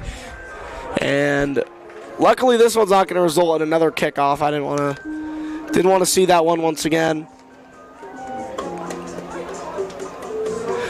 So the Golden Eagles will take over from the 40-yard line. And they're going to need to have a decent response here from that last Arvada West drive when they drilled it up the right side of the field and found some good amount of room. Little play action. Reese with time. Looks Killian Gulick and tips into the chest of Jaden Nichols. Incomplete. Yeah, that's the first time Marquise Reese has tried to find Gulick this game. So interesting to see him get involved as well. He's been very good at blocking so far today. Yes, very consistent. He's had a great defensive game as well, Sam. We snap back. Handed off this time. It is Majeski, and he'll just keep getting room. It'll take 4 of the West players to get him down. And Vista's run game is utterly inconsistent, but they've been very good this afternoon. Yeah, and I mean, not to mention Hudson Majeski has 3 rushing touchdowns today. That's how Vista's gotten all their points today. 1st and 10. Vista.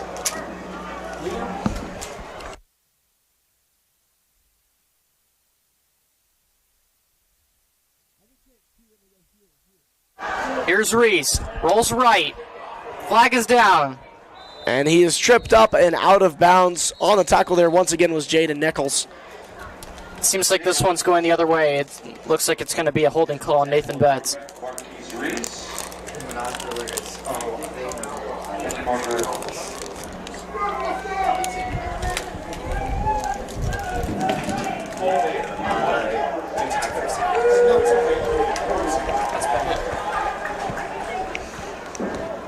So holding on Reese Bennett, and it'll go back the other way.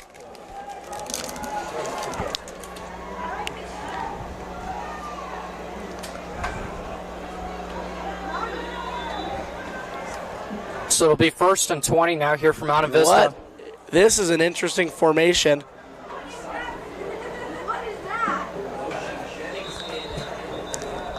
That's got to be a legal formation, right? 100%.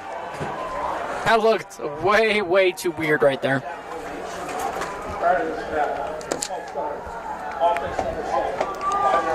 Not an illegal formation. It was actually a false start. Hey, if I'm Arvada West, though, I got to be prepared for that same play over again at some point later in this game.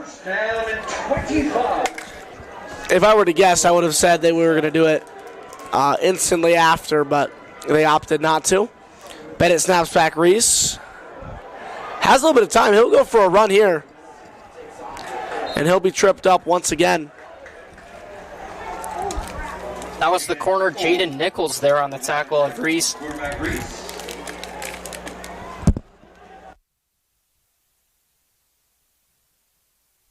He'll bring up 2nd and 18. Still a long way to go for Vista.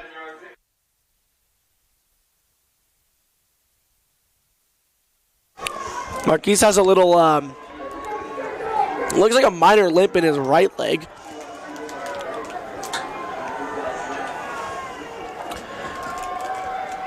Snap back Betts, no one in his backfield.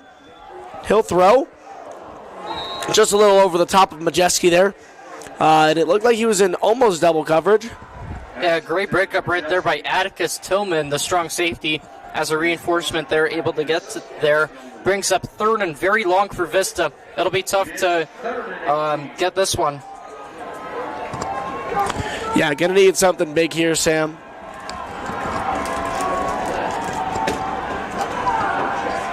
The Vista crowd stomping and on their feet. Snap back, Majeski. Reese with time, he'll air it. A nice catch by Bentley, and I think he'll just be a yard short. Hey, nonetheless, a good 17-yard catch right there by Bentley makes 4th down way more manageable than 18. I feel like they would have to punt if they didn't get that one. But a great effort right there by Luke Bentley, able to get that one. It's 4th down and 1. So from 3rd and 25. Here's a replay of this one. we try to get it up as quick as we can here and not miss fourth down. Reese just looking over the middle of the field, got lots of blockers ahead, and was able to find Bentley. Look at him jump up in the air and is able to catch that one. Just could not get to the first down. So we go back here, fourth down now. Reese will take it himself, and he will be good. He will get there. With the tackle on Marquise Reese. Yeah, and that's the nice thing about having such a big quarterback out there. And Marquise Reese, you're just able to push your way forward and get a first down on those 4th and inches quarterback sneak plays. This one results in a first down now.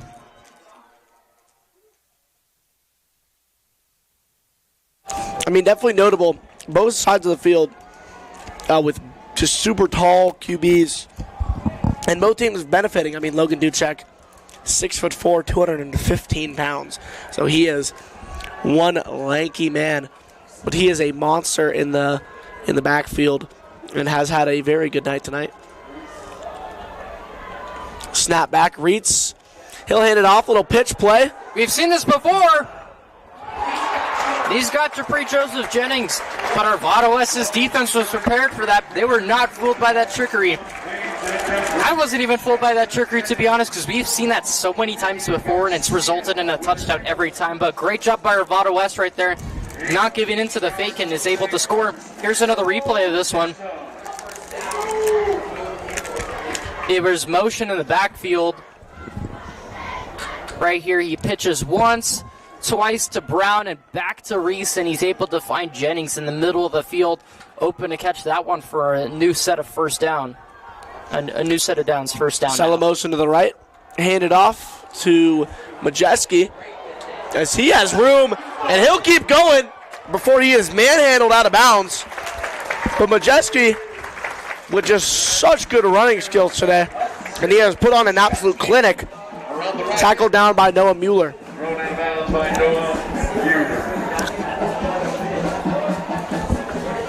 Another first down now by Mountain Vista. Just incredible how well they're doing right now this drive.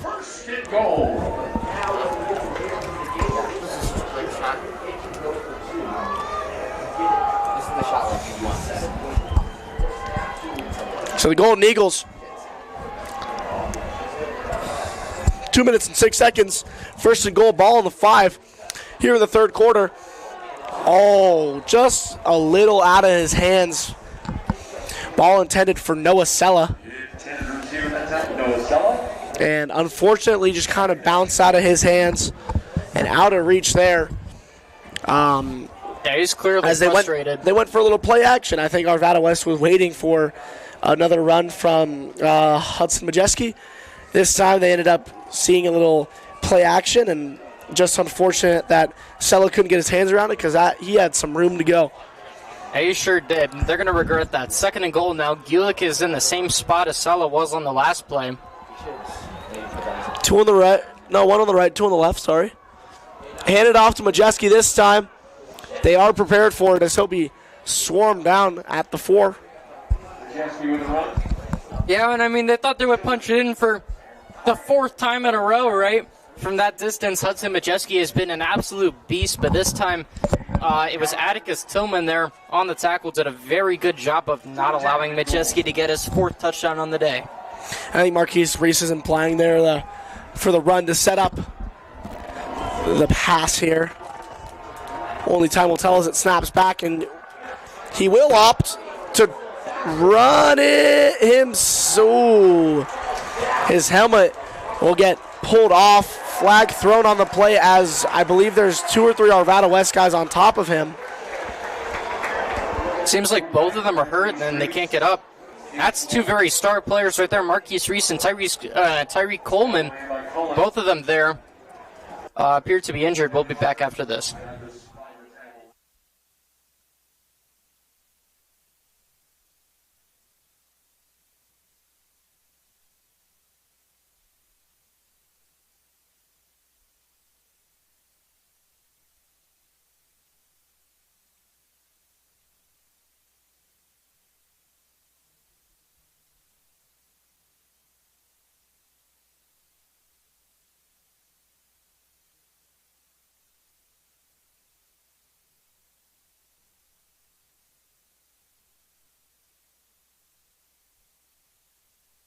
So there is a flag thrown, and we will see what the call will be, as definitely a big pileup there results in a lot of injuries as well, including quarterback Marquise Reese. He seems to be back out there, though. Oh, no, he is not.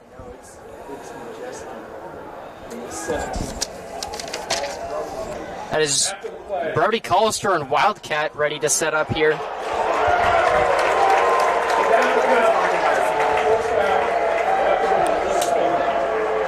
So it'll be a penalty there on Arvada West. So ball on the 2-yard line. I believe it is Hudson Majeski and Brody Callister. Can I get a water? As this is in Wildcat here. Go get it.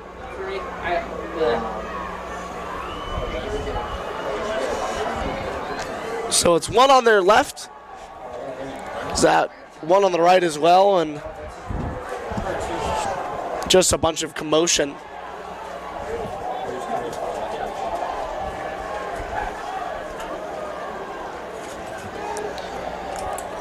I'm not sure what's going down here. Marquise Reese is up and moving on the sideline, so I'm sure he'll get in. That's good. Oh, seems like they're bringing out the field goal unit here on 4th and goal. I honestly like this call, especially since Marquise Reese is not in the game right now. This would give Vista the lead. And this is extra point range. It's a 20-yard attempt for Grayson Rooney. by Grayson Rooney. The snap, the kick is up, and it is most definitely good. So the Golden Eagles will take that lead right back, 23-21. And we don't see field goals that often, but this is a scenario where you would definitely take the points that are on the table, right? Oh, 100%. Gives them the lead, and now there's only a minute left for Arvada West to drive down the field. Now, the good news is for Arvada West is that they only need a field goal to take the lead back because of that missed extra point, or I should say the blocked extra point earlier in this game. But Vista's defense has really got to step it up, especially since the last time Arvada West had the ball was an 85-yard touchdown, right? They got to tighten up their defense, especially in their secondary, I would say.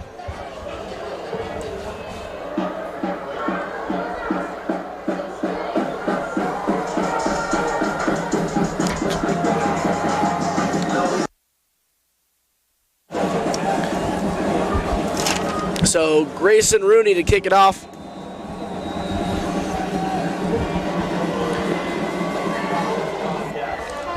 And a good kick that is. Arvada West receives it on the 15. And they'll charge their way all the way to the 35 before. That's a very solid return right there by Arvada West. If I'm a Vista fan right now, I'm kind of scared because of the field position that they got. Fourth quarter score at Ballard is 24-24.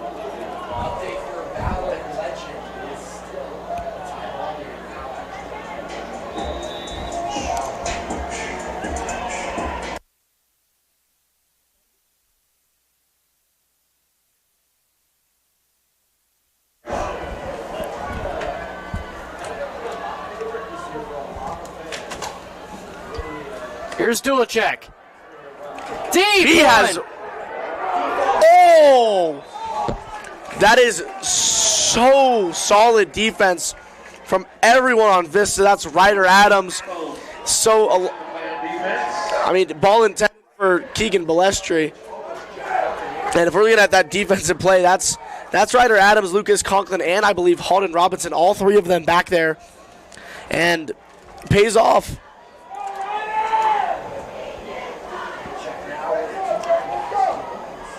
It's 2nd and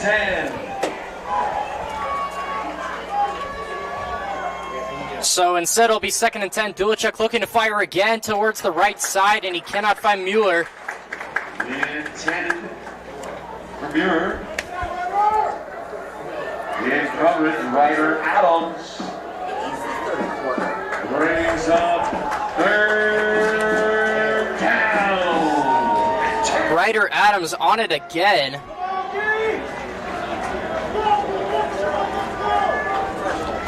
So it'll be Duacek. 3 on his left. He's swarmed. Ball still in the air, and it's completed to Ballas Sherry. And, I mean, their connection is unbelievable, Sam. Yeah, Ballistere with another catch right there, and Gillen Golick lays a big hit right there on Logan Duacek as he was able to complete it towards midfield and get the first down. That's a huge one, especially with only 40 seconds left in this one, and the clock is running. They're not calling timeout. They're going for a quick huddle here. They're going to throw. 30 seconds left here in this quarter. Snaps back. They'll find Balestri once again, and they're going to punch, I believe, what's close to another first down. I think it's going to be just short. It's going to bring up second and short.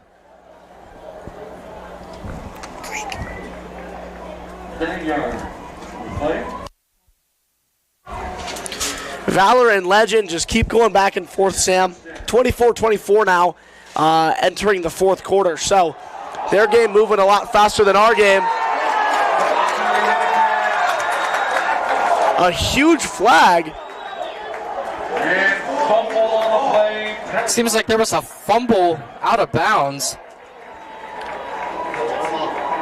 Looks like Vista was just celebrating, but the flag right on their sideline makes me think that this one's just going to get converted right back the other way, just like everything that's gone so far for Vista. There's no time left on the clock as well, so this is going to be a very interesting one to see what happens. Or I think they'll put some time back up on the clock as well. This is a very tough call for the refs, to say the least.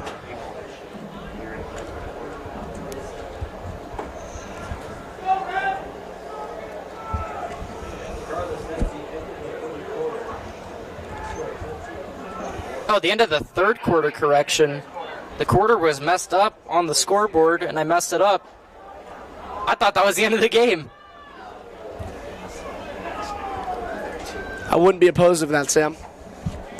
I would not be opposed to that being the finale here.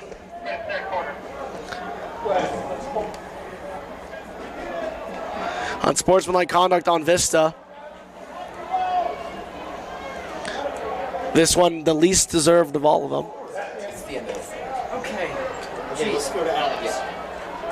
Alex, as soon as you're in the shot. Okay. So the in-game scoreboard that I was looking at said it was the fourth quarter, but it ended up being the third quarter. This is the end of the third quarter. This will not be the end of the game, but Vista will have the lead 23-21 here.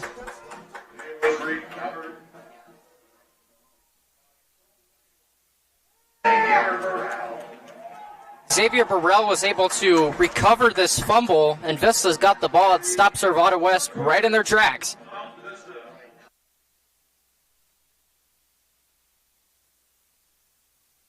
It's the end of the third quarter. Once again, I'm Sam Dershall. I'm Alex Davis here, Vista. Now it's the end of the third quarter. Here, 23-21. Mount Vista is up by 2 against Arvada West. Let's get to some score updates around the state. It is 24-24. End of the third quarter out in Echo Park. Tie game, the Valor Christian Eagles versus the Legend Titans. That's a good game out there. Fairview Cherry Creek. Cherry Creek is up 28-14 against Fairview. And then Roston Valley and Mullen have just started. It's 7-0. Roston Valley. I'm Alex Davis. I'm back up to you, Sam.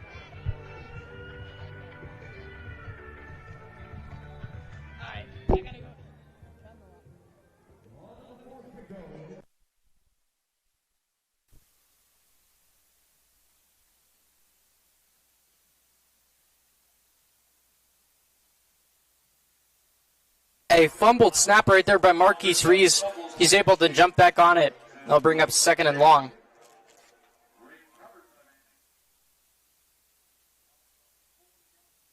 Second down, 14. So the Golden Eagles will lose 4 on that and will be stuck on the 10-yard line now.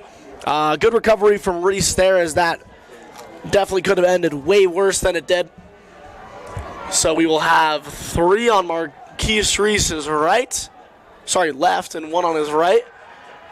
He'll have time, and he'll opt to run, get those yards back, and he'll keep punching.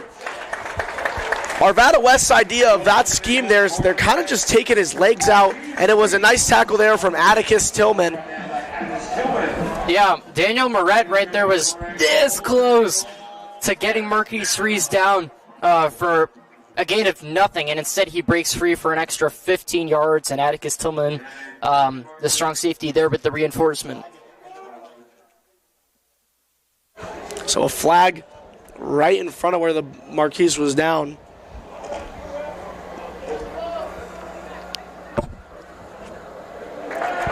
And it will be moving the sticks in the right direction. His mic cut out, and I didn't really catch what his signal was. Did you? Delay of game. So Vista will keep heading the right direction. Ball now on the 43 after a nice run there from Marquise Reese.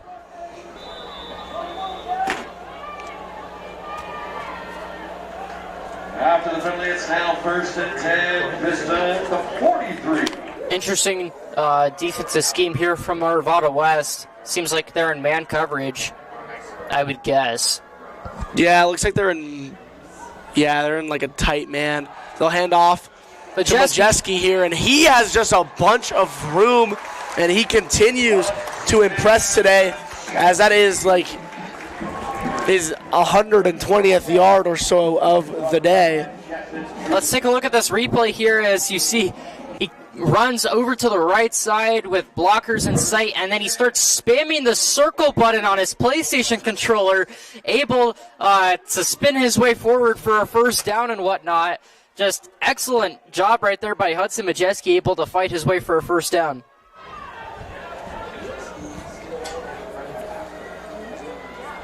I mean, this drive is crucial to the rest of this game. Snaps back. Reese has room. He'll fire it, and it'll just go into Arvada West's bench. Incomplete.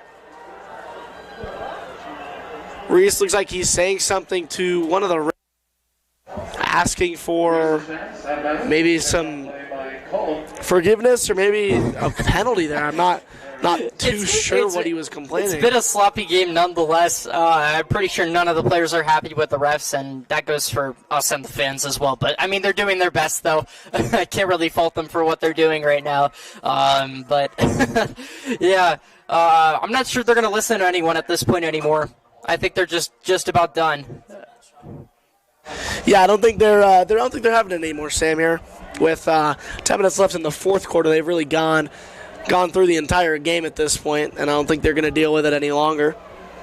Snap back Reese. He has 3 on his left, winning many options. He'll fire it deep for Bailey, and he will overthrow him slightly. Great to see him back in the game, but it doesn't seem like he's 100% because usually Brooklyn Bailey seemed like he would be able to reach over and get that one using his speed, but doesn't really seem 100% there as they were able to miscommunicate there and brings up 3rd and 10. So 3rd and a decent amount on the 39 for the Golden Eagles, as we're going to see 2 on the right, 2 on the left. We got Brown and Bailey on the side closest to your screen, and then I believe it is Bentley and Majeski on the other side. This one will go to Dupree Joseph Jennings, who's kind of sneaking in there, and he has a bunch of room, and now he'll keep punching, and he will finally get himself out of bounds just around the 18-yard line. But Dupree Joseph Jennings, Mr. Consistent here. How many, let's take a look at this. Reese, wobbly pass over to Dupree Joseph Jennings. How many players does he bring down? 1, 2, there's number 3. All 3 of them go to the ground right there, and a 4th juke move right there to get plenty more of yards right there. Just Dupree Joseph Jennings just displaying his absolute expertise right there on the receiving end of Marquise Reese's passes. Vista's using skill stick today, as they are just using juke moves left, right, and center. Oh, yeah, don't forget Hudson Majeski, right? Just throwing spin moves around, and here he is once again. And he won't be able to break free this time, but a solid run nonetheless. And Mountain Vista's going to keep punching and punching late here in the game. I mean, 9 minutes and 45 seconds left here in the fourth quarter. Not too much left for Arvada West to be doing here. Is they're just going to slowly let time kind of dwindle out of their fingertips.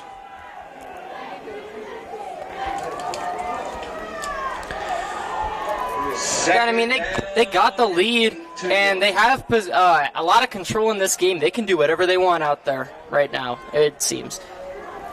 Majeski rolls to the other side, has all the world. He will find, I can't tell. He's in a shady spot. That's Gillen Golick right there on the catch, and he'll find that one to about the 2-yard line of Arvada West territory in for a first down in the red zone. Beautiful little lob there. That's it, Majeski again?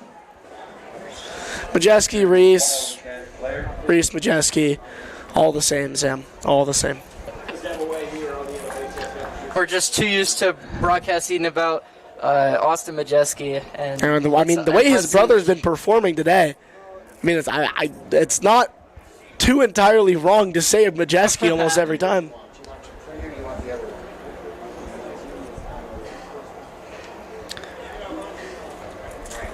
The other one.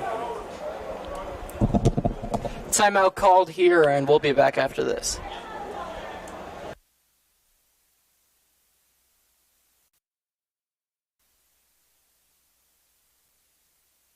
Sorry, here's a little replay here. Joseph Jennings brings 2 guys down, almost gets tripped up, but stays on his feet, jukes a 3rd one and a 4th one.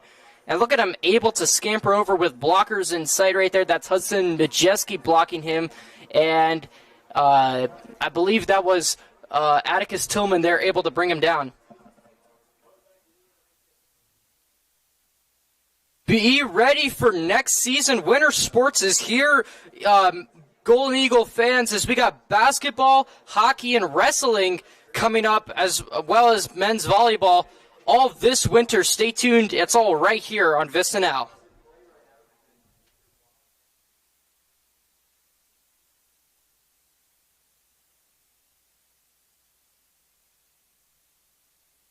So around Class 5A football, we got every game going in action now as Ralston Valley and Mullen kicked off 31 minutes ago. Current score check, Ralston Valley 7, Mullen 0. I mean, this was predicted. Ralston Valley is one of the most unbelievable teams in the state. And Mullen, I mean, with a nice upset over Pine Creek last week to earn their spot in this game. And while I'm talking to you right now, Ralston Valley just scored once again, is now going to be 14-0. So Ralston Valley utterly consistent. Legend and Valor going to keep battling. They're going back and forth. It was just 24-24, and I pulled it up during that injury timeout. It is now 31-24. Valor takes the lead, and Cherry Creek is running away with it as they are up 35-14. Now in Vista, first and goal. They have an opportunity to be like all these other teams and take a bigger lead than the one they have, only up by 2 currently. Marquise Reese steps back, hands it off to Majeski, and he gets it in once again. Number 4 on the day for Hudson Majeski. They just keep feeding it to him right on the goal line, and he's able to provide and score. So Mountain Vista breaking it out. Let's take a look at this replay. Once again, we apologize for the sun of the timing of this game as well. We can't predict how sunny or not the game will be. Right here, handoff to Majeski, using blockers in sight right there. That was a great block by Gillen Golick, able for Hudson Majeski to get his 4th rushing touchdown on the day. What a game for Hudson Majeski. Rudy on the extra point. It's going to be good. 30-21. Vista up by 9. And I mean, they emphasized on that fumble as well that they got on Arvada West, and they go up big in this one, 30-21. It's now finally a multi-score game, and it hasn't been like this all game. It's been so tight until just now. It seems like Mountain Vista's got all the momentum right now.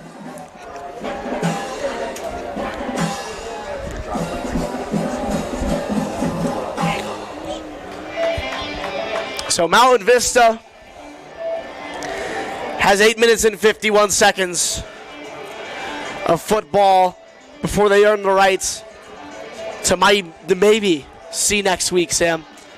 This team is very deserving of it, And all we got to see is good football from here on out. We can't see more holdings. We can't see more pass interferences.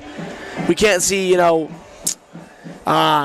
infractions, all that type of stuff. So if they keep it clean for the next 8 minutes, I don't really see a way Arvada West comes back in this game. And the winner of this game will have to play the winner of Ralston Valley and Mullen, I believe, right? Yes, sir. So that'll be interesting to see. I'm not sure if we can broadcast that according to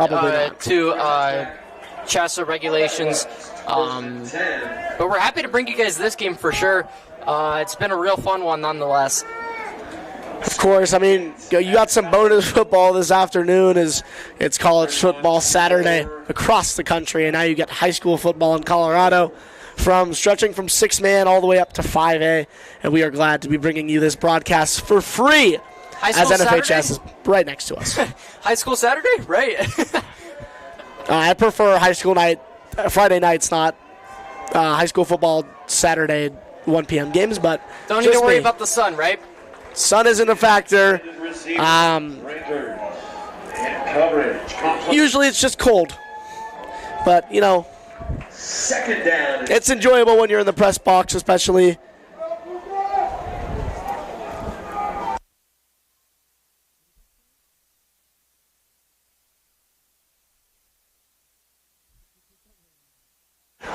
Snap back. Oh, just overthrown there. Intended receiver was Mueller. Duacek just kind of put it a little way out of reach. Brooklyn Bailey there on coverage, but I mean, Mueller had room, and that's just a little unfortunate overthrow there. 3rd and 10 from the 20. They got snap back. Duacek. Lee swarmed by Adrian Lee.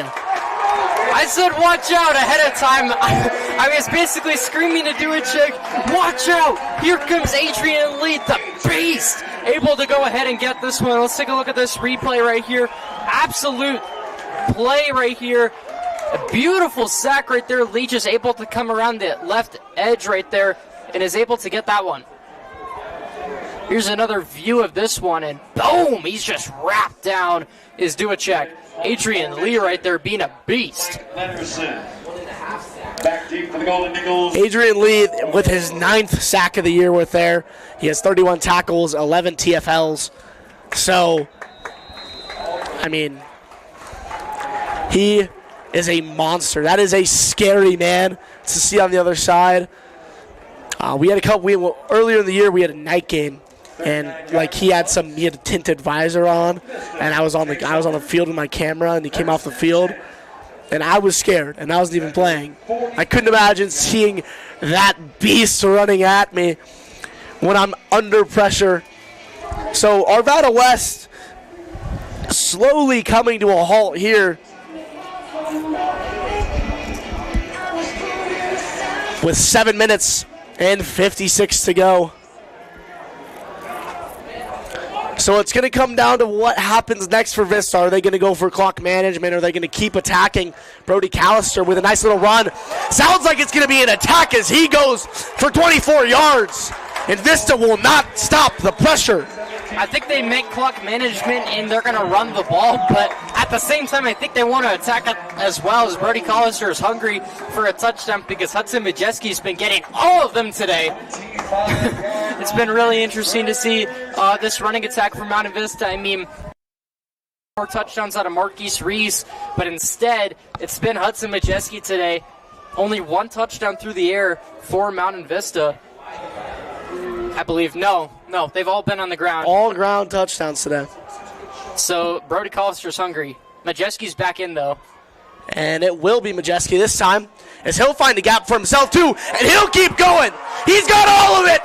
Touchdown Vista. Number 5 for Hudson Majeski has reached the 5-touchdown mark. What a day for Hudson Majeski. And they're in really good shape right now. Let's take a look at this replay. We can get it. Majeski using the zone of the blockers right there, and he just finds space and is able to outrun all of Arvada West secondary for his 5th touchdowns on the day for Hudson Majeski, and Vista goes up 36-21, looking to push it to 37-21. And this game is going to slowly get more and more out of reach for Arvada West, the way it's looking. You know, we were scared earlier in this game about how well Arvada West was playing, especially since it's the first time we were trailing at halftime this season. But instead, that halftime locker room pep talk by Coach Garrett Looney, it's really changed. I mean, we've outscored Arvada West, I believe, 23-7 since halftime. It's been really impressive to see what has happened as they're waiting for the extra point right now. Oh, here they go. They're going for two. They won it. Finally, they won it back. They're sick of it, and they're going to they want this multi-score lead here, Sam. So let's see what they're going to do here. I would be led to believe it's not going to be a run play. As usually, the run will set up the pass, especially in high school football. It's a pitch to Callister. He's looking to throw. Oh, no, he's going to run it. And he's kind of just trapped himself. He stays on his feet, but I don't think he's going to be able to get in here, Sam. I mean, they'll push the pile, but he'll be a good 4 or 5 yards short. It was a good try nonetheless, yeah. I think Callister was looking for a pass, but they were covering it. It seems like Arvada West is not fooling around with any shenanigans today, as they're able to stop that two-point conversion, and now it's just a 15-point game. You know, a big reason why they've had this lead is because the defense has been playing a lot better so far.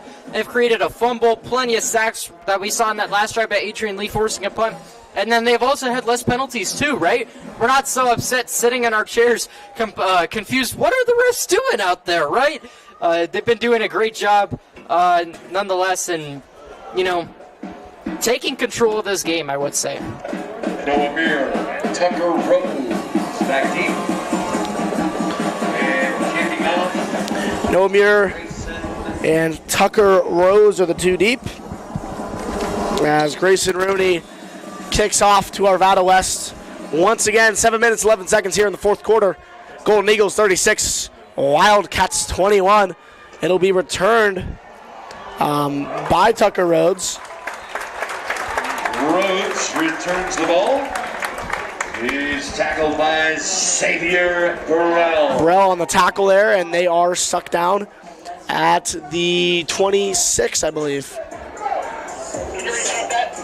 Yeah, so Arvada West has got to find some other ways of offense.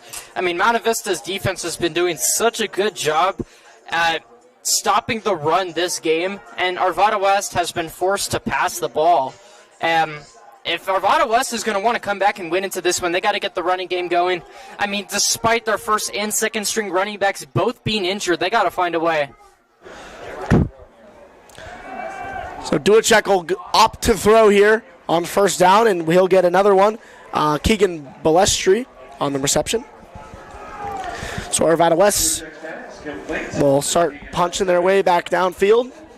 And as a first down as well, they'll move the chains. Wildcats at their 36-yard line.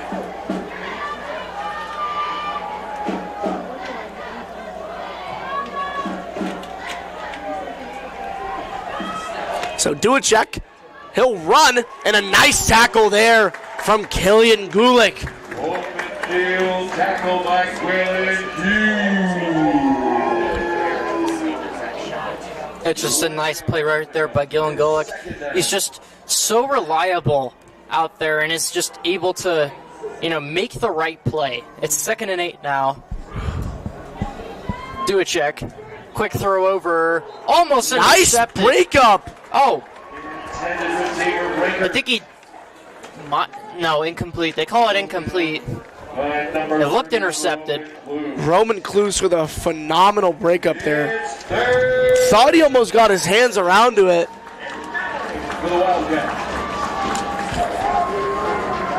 So it'll be 3rd and 8 now.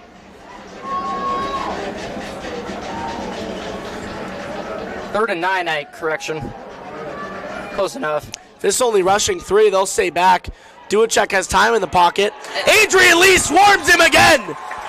A second sack tonight. Yeah, and I mean, you mentioned they only brought 3 that time, and there's 5 offensive linemen, right? They couldn't double team 2 of them and whatnot, some sort of combination. That's just a complete lack of defense, right, or offensive line coverage right there by Arvada West as we take a look at this replay, and blindside right there, boom, Adrian Lee gets to do a check.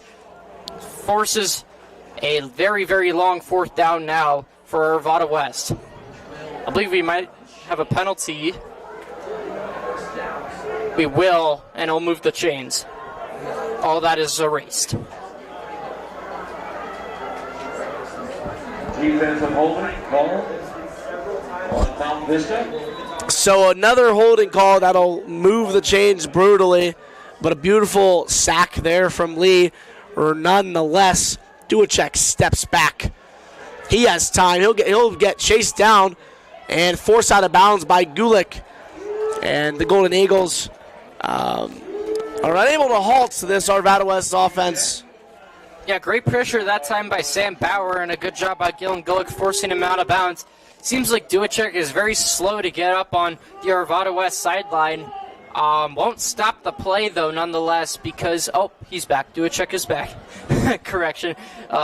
Blended in with the Arvada West sideline there, and he's back after that tough hit right there by Gulick.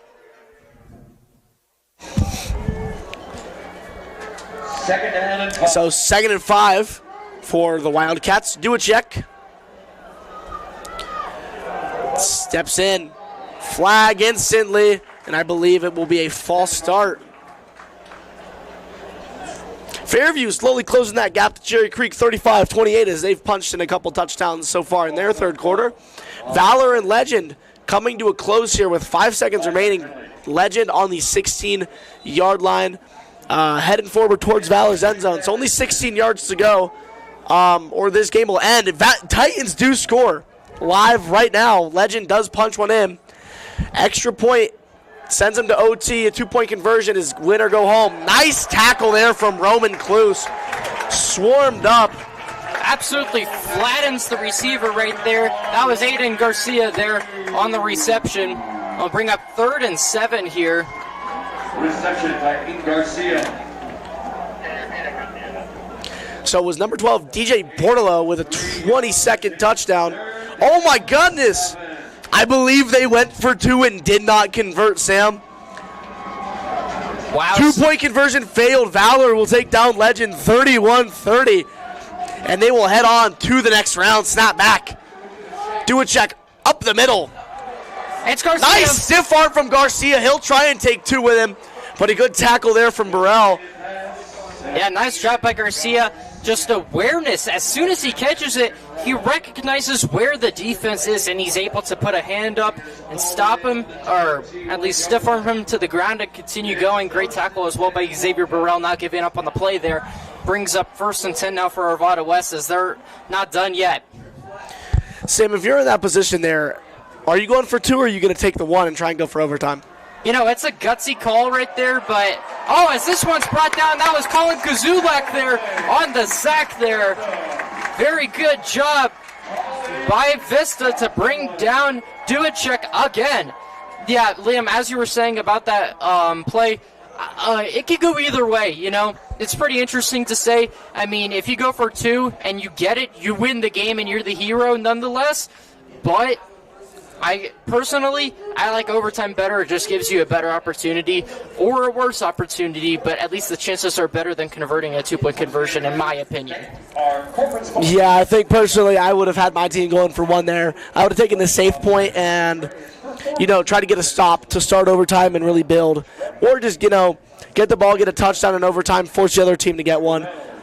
I don't know if that was the better idea, but I mean, I don't hate it. I mean, they scored a touchdown with 0 left on the clock anyway. I mean, you can't fault them for not getting it, though, right? Yeah. You were going for the win, and if you didn't get it, then that's that. But ultimately, it bites you right in the butt that you guys do not advance to the next round.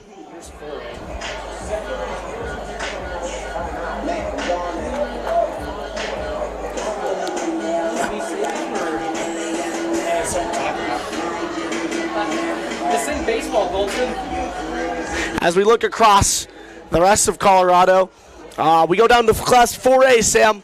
Palmer Ridge dominated Broomfield 45-27. Heritage and Durango had a shootout today, 45-36. Montrose demolished Monarch 56-27. And that wraps up all the football games that were played 4A today. Oh, that one is just dropped. Intended receiver was Keegan Balestri.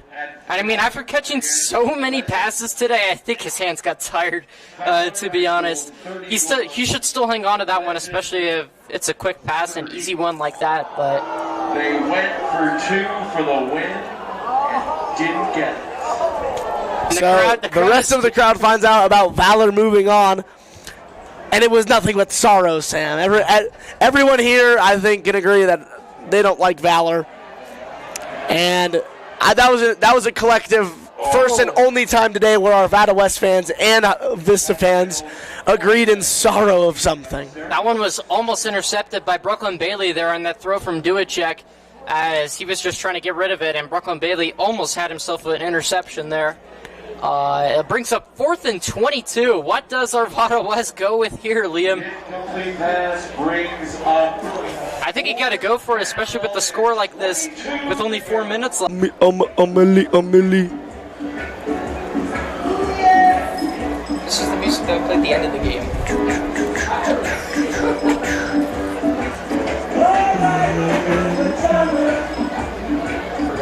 We're good.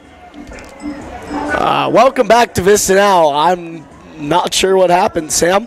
I'm Lee Mogan alongside me, Sam Nursteller, as we come to the closing minutes of this football game.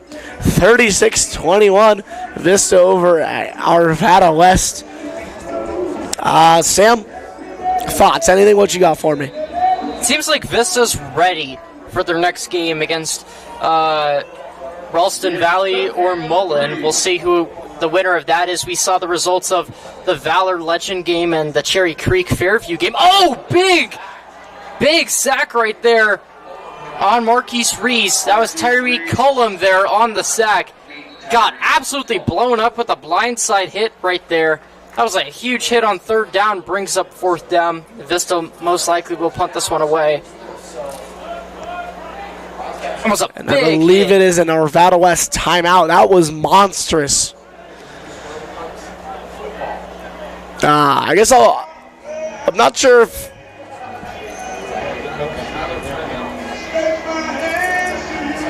So it brings up 4th and 10. We'll see what Vista does here. Looks like they're going to punt this one away. Dylan Dunbar set to punt this one away. Does Arvada West have a little bit in them as they're down by 15? We're not sure, but it's playoff football here in Colorado. Anything can happen.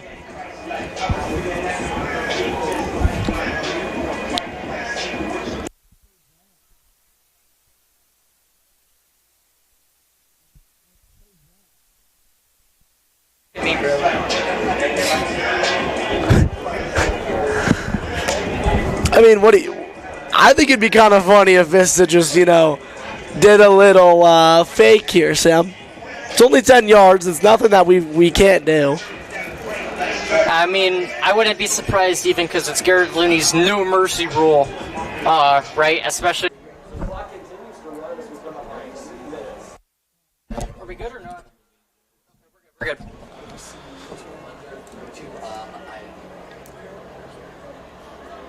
So one in the backfield, one on the left, one on the right.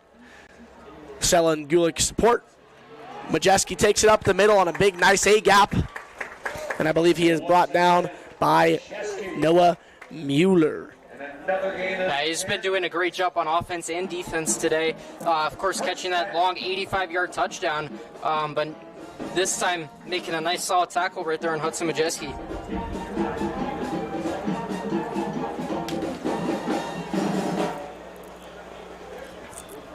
Another first down for Mountain Vista as they're looking to score once again.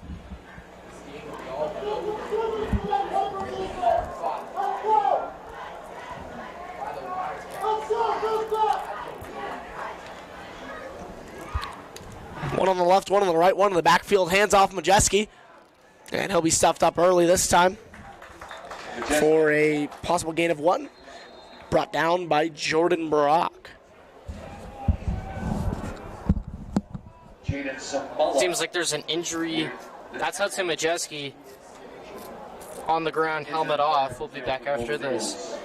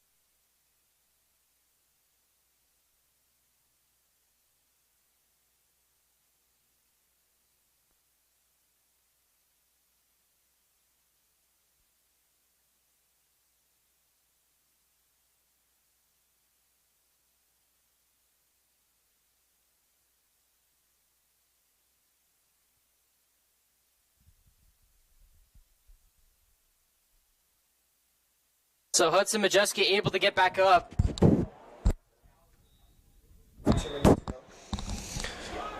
1 minute and 55 seconds. 2-minute warning. Eclipsing now as the clock just continues to run. It seems like they're going to take it all the way down to 1. This is just the game that will never end, it seems. Now everyone gets set. 5 seconds left on the shot clock. Hands off to Callister, and he'll be brought down 4 yards. Tackled by Kevin Sanchez, who got the rough from the passer penalty and gave Vista the ball back. Nice shoestring tackle, though, to be able to bring down Callister and not allow that first down. This could be a good stop for Arvada West, but, 2 scores, still possible, but seems very unlikely. Especially since Arvada West has 0 timeouts left, they can't stop the clock. And I wish I had a timeout, Sam, because I would love to stop this clock and force them to make a decision here. As it just winds and winds after we are now down to less than a minute with the ball on the 26. Snaps back. Reese hands off Callister. Callister has room, and he will get the first.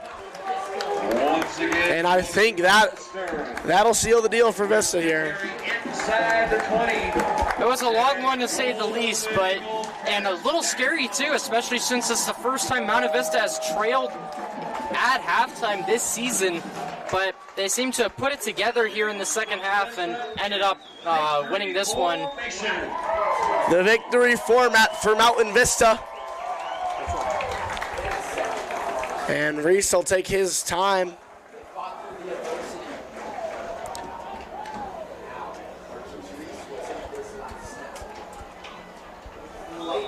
Yeah, Reese is going to sit on that one. Reese takes it down. The final score here at Highlands Ranch Stadium in Redstone. So we thank you for tuning in to the Vista Now broadcast. We have our affiliates and FHS just across the hall from us. But this is free, and we hope you enjoyed all of our technical difficulties and everything that we suffered through today. As I've been Liam Hogan, alongside me Sam Dursteller, and we're going to throw it down to Alex Davis in a moment, maybe. Yes, no. I guess not. We will eventually. I do want to say, though, that Ralston Valley and Mullen, that's who we will play after this one. Ralston Valley is up big on Mullen 27-7, so most likely we will play Ralston Valley. We want to thank our entire crew for this game. Adeline Fesker, Jeremy Goldson, Reagan, Alex Davis, Gabe Thomas, AJ Watkins, AJ Ramirez, Greer Taylor, Reagan DeVitti, and company. Everyone in the broadcasting unit. Alex Davis, myself, Sam Dersteller, and Liam Hogan beside me. I believe we're going to throw it down to Alex Davis for the post-game show when the time comes. Once again, we're signing off, though. Join in next week for when we play Ralston Valley. It should be a road game, though, which We will not have not rights. good news. We won't be able to broadcast that one either, but I would still want to show up in person for that one to watch. Yep. There will be, yeah, sorry, go ahead. I've been Liam Hogan, alongside me Sam Dersteller. We thank you.